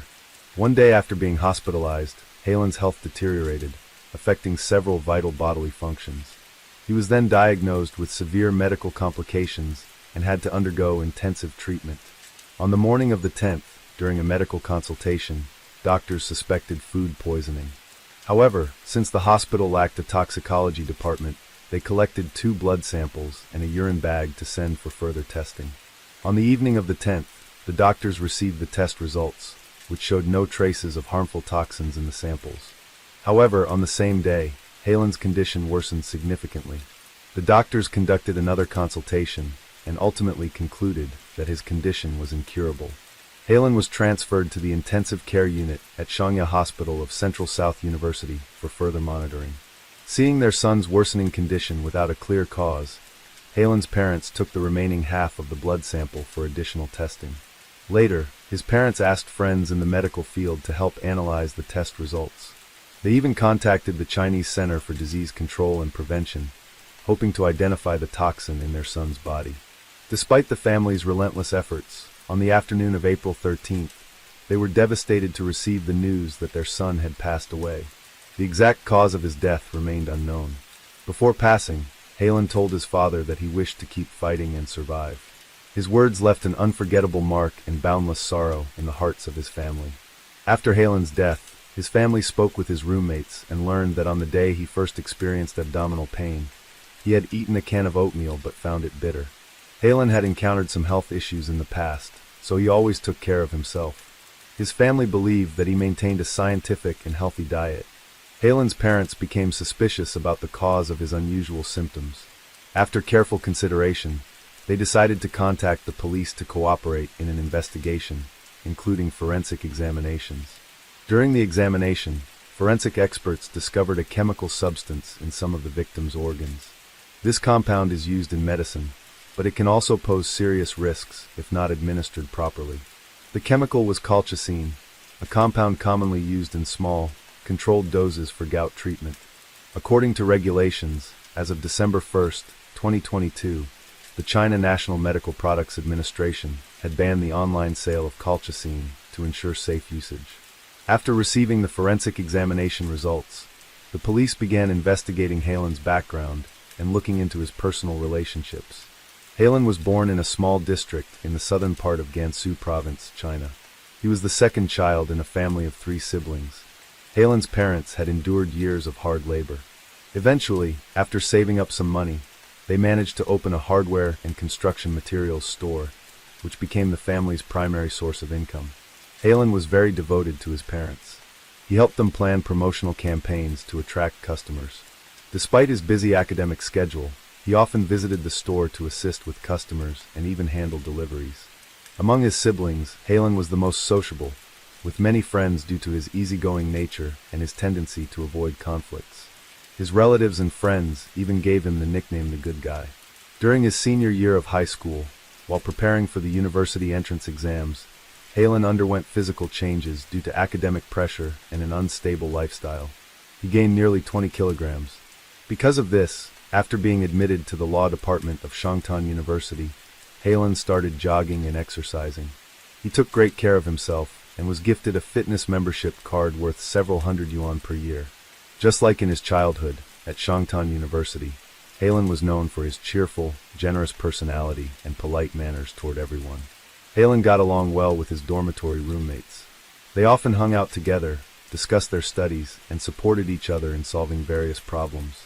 Notably, Halen frequently invited his friends to his hometown during school breaks. His older sister even developed a close relationship with his friends. Halen once told a friend that starting from the summer break of 2024, he would simultaneously prepare his graduation thesis and study for the civil service exam. His goal was to become either a judicial assistant or a prosecutor's assistant. According to a close friend, Halen had repeatedly lent large sums of money to a classmate from a poor family. However, he never pressured his friend to repay the debt because he understood his circumstances. One of his teachers shared a special gift she received from Halen, a cartoon drawing featuring himself, the teacher, and their study group. According to several university lecturers, Halen was not only a talented student, but also a person of great character. Many believed he was bound for a bright future. Friends and acquaintances expressed their grief over Halen's sudden passing. They hoped that the police would soon uncover the truth behind the incident. Finally, after several days of investigation, the police made a discovery during their examination of Halen's dormitory. What was it that left his roommates so shocked? In Halen's dormitory room, the police found a small brown bottle. However, since its label had been torn off, they were unable to determine the contents inside. Feeling suspicious, the police sent the bottle containing the liquid to the station for further examination and analysis. Additionally, at that very moment, the test results for the oatmeal that Halen had consumed earlier revealed abnormalities.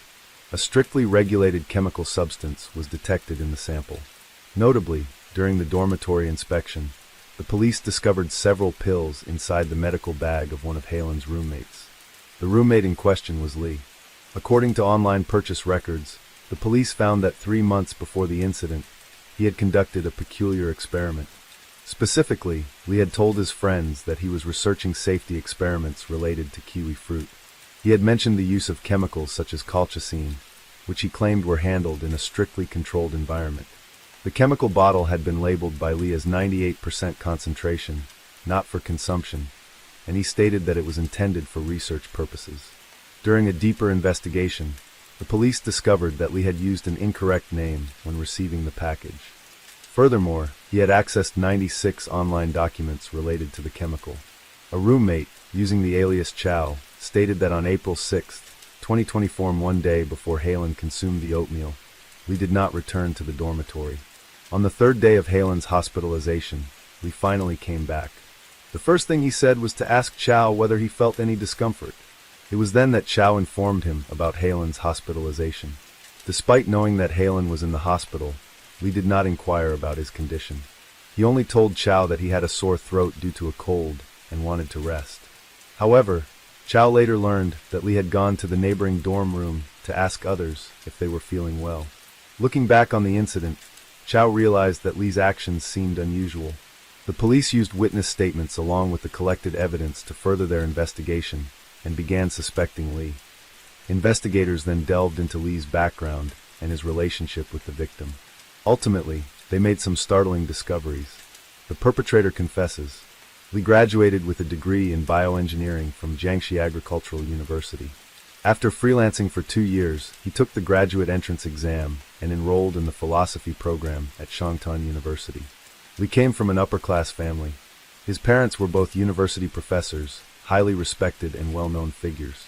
Having been trained by his parents from an early age, Lee was considered highly intelligent. He had good academic records and was particularly knowledgeable in chemistry and biology.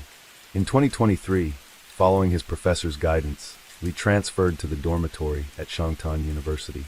He was assigned a bed opposite Chow's and diagonally across from Halen's. The dormitory building had a total of 7 floors. The entrance was secured with an electronic lock requiring a student card for access. Because of this, the police believed it was unlikely that an outsider could have entered and tampered with Halen's food. As the investigation deepened, the police discovered that Lee had certain negative habits commonly found among individuals from privileged backgrounds. Some friends stated that Lee had an arrogant personality, was easily irritated, highly competitive, and never considered other people's feelings when speaking. Notably, within just a few days of moving into the dormitory, Lee began bossing his roommates around and acting superior all day long. According to his roommates, Hylon was very patient and did not want any conflict with Lee. Instead, he often wrote about the difficulties he faced in his personal diary. However, contrary to his friend's statements, Lee claimed that he had been isolated. According to Lee, when he first moved into the 4-person dormitory, he and Hylon were good friends. However, their relationship deteriorated shortly afterward over trivial matters. Lee told the police that in early April 2024, he suddenly received a notice from the dormitory management stating that his 3 roommates had requested his removal without providing a valid reason. However, when the police examined Halen's message history, they discovered that the victim and Lee had repeatedly disagreed on various issues. In one conversation with a classmate, Hylon expressed his dissatisfaction with Lee's behavior and attitude. According to the messages Hylon sent to his friend, Lee had a habit of prying into others' family backgrounds, observing his roommates, and then making patronizing and sarcastic remarks. Hylon felt suffocated living in the same room as him. In early March, Hylon and his roommates approached the dormitory management and requested a room transfer for Lee. Notably, an audio recording attached to their request revealed an argument between Xiao and Lee, while Hylon attempted to mediate. However, Lee did not only have conflicts with Xiao. The police discovered that he had argued with Hylon more than 20 times over minor issues. Their complaint to the dormitory management also stated that Lee failed to flush the toilet, frequently returned at midnight, grilled meat on the balcony, and disturbed others' rest with loud noises. What escalated the conflict the most was that Lee refused to allow anyone to close the windows when he was inside the dormitory. This became a major source of disputes between him and Hylon. On the morning of the 27th, due to loud construction noise and dust near the dormitory, Hylon finally reached his limit and insisted on closing the doors and windows. However, Lee stood firm in his stance and refused to let his roommates close the windows, making their conflict seemingly irreconcilable. Additionally, in their complaint, Hylon and his roommates attached photos proving that Lee had been using a knife to prepare food and grilling meat on a stove on the balcony. Hylon discussed with his roommates and decided to formally submit the complaint to the dormitory management on March 30th, detailing their conflicts with Lee. Seeing that Lee's statement about being forced out of the dormitory completely contradicted what his roommates and classmates had revealed, the police searched for more clues and discovered a handwritten note. The contents of the note found in the dormitory showed that Lee had used offensive and unacceptable language directed at Hylon. He had even written, "Inferior genes must be eliminated." When questioned about this, Lee claimed that he had written it as a joke and had no special intentions. He also insisted that his conflicts with his roommates were just normal disputes that anyone could have. However, under intense interrogation, Lee eventually admitted to his misconduct regarding Halen's food. During police questioning, Lee confessed to tampering with Halen's food, but insisted that his intentions were not to cause serious harm. Lee claimed that after undergoing a health checkup, although he had no symptoms of gout, he wanted to find a preventive method on his own. Therefore, he researched materials and purchased the necessary tools and ingredients to conduct experiments carefully.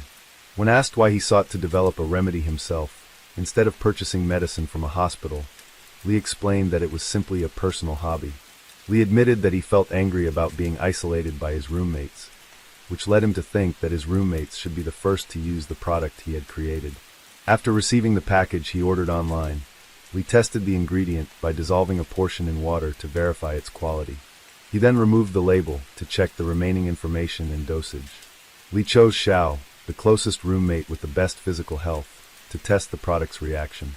He believed that observing this reaction would help him adjust the product for his personal use. On the day of the incident, Lee went out with his father to look for rental housing and then took a taxi back to the university. Taking advantage of an empty dormitory, he tampered with the can of oatmeal placed on Zhao's desk. Lee told the police that he could not recall the exact dosage. Initially, he had planned to test it on other products, but later changed his mind and decided to use food instead. After sealing the oatmeal container, Lee took a portion of the product with him, while carefully disposing of the remaining part. The police noticed several contradictions in Lee's statements. Particularly, as a graduate in biology, he was expected to understand the properties and safety levels of the ingredients he used. Because of this, the police deemed Lee's claim of conducting research to be completely unreasonable. Furthermore, they suspected that his target from the beginning may have been Hailong, not Zhao. The reason was that Lee and Hailong had the most frequent conflicts. The victim often opposed Lee's unreasonable decisions and demands. The police concluded that Lee's motive stemmed from long-standing conflicts with his roommate. Moreover, he showed no remorse after learning that Hailong had passed away. When confronted with the police's accusations, Lee only admitted to tampering with the food, but completely denied having any intention of causing serious harm to the victim. Nevertheless, he was prosecuted.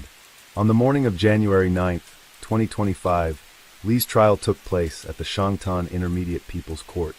The case was widely reported in the media under the name the Shangtan University Dormitory Incident. The defendant, Lee, stood before the court with a calm expression, occasionally glancing around the room as if checking who was present. According to an expert witness provided by the prosecution, if the poisoning had been detected earlier and treated properly, Hailong's chances of recovery could have been much higher. However, the delayed diagnosis led to the unfortunate outcome. During the trial, Lee did not deny tampering with the food, but insisted that he had no intention of causing serious harm. He claimed he only wanted to test the effects of the ingredient and observe his roommate's physical reaction. The prosecutor pointed out that after Hailong was hospitalized, both the university and the victim's family had asked Lee multiple times if he noticed anything unusual. However, he missed his only opportunity to admit his actions. When asked about this, Lee calmly stated in court that he was afraid at the time and had thought that if he was lucky, no one would find out. During the trial, Hailong's family expressed their deep sorrow and anger, stating that Lee had remained silent despite knowing that his roommate's health was deteriorating. They declared that they could never forgive him and demanded an appropriate punishment proportional to the severity of the case. The prosecution emphasized that Lee had a strong understanding of biology and was more knowledgeable than any of his roommates about the correct dosage standards for the ingredient he used. Therefore, his actions were believed to be intentional from the start. Additionally, the prosecution asserted that the prolonged conflict with his roommate could have been the reason behind Lee's actions toward Hailong. Given the severity of the case, the prosecutor recommended the maximum penalty under the law. The defense lawyer argued that Lee had neither the motive nor the direct intent to deliberately harm Hailong.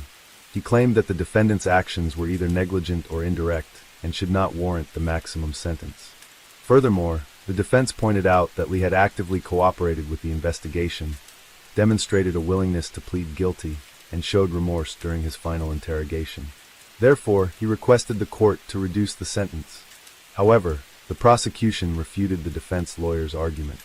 They also brought up the fact that Lee had submitted a request for a psychiatric evaluation before the trial. It was revealed that Lee's request was denied because he had no history of mental illness and was fully conscious at the time of the crime. The prosecution pointed out that in January 2024, Lee had repeatedly read news articles about chemical-related incidents on university campuses. To explain this, the defendant claimed that the news had been automatically pushed to his phone. The prosecution also accused Lee of knowing that his roommates had a habit of sharing snacks, but he firmly denied this, insisting that he was not close enough to them to be aware of such habits. In court, Lee stated that he felt remorseful and regretful for his actions. At the end of the trial, he formally apologized to the victim's family.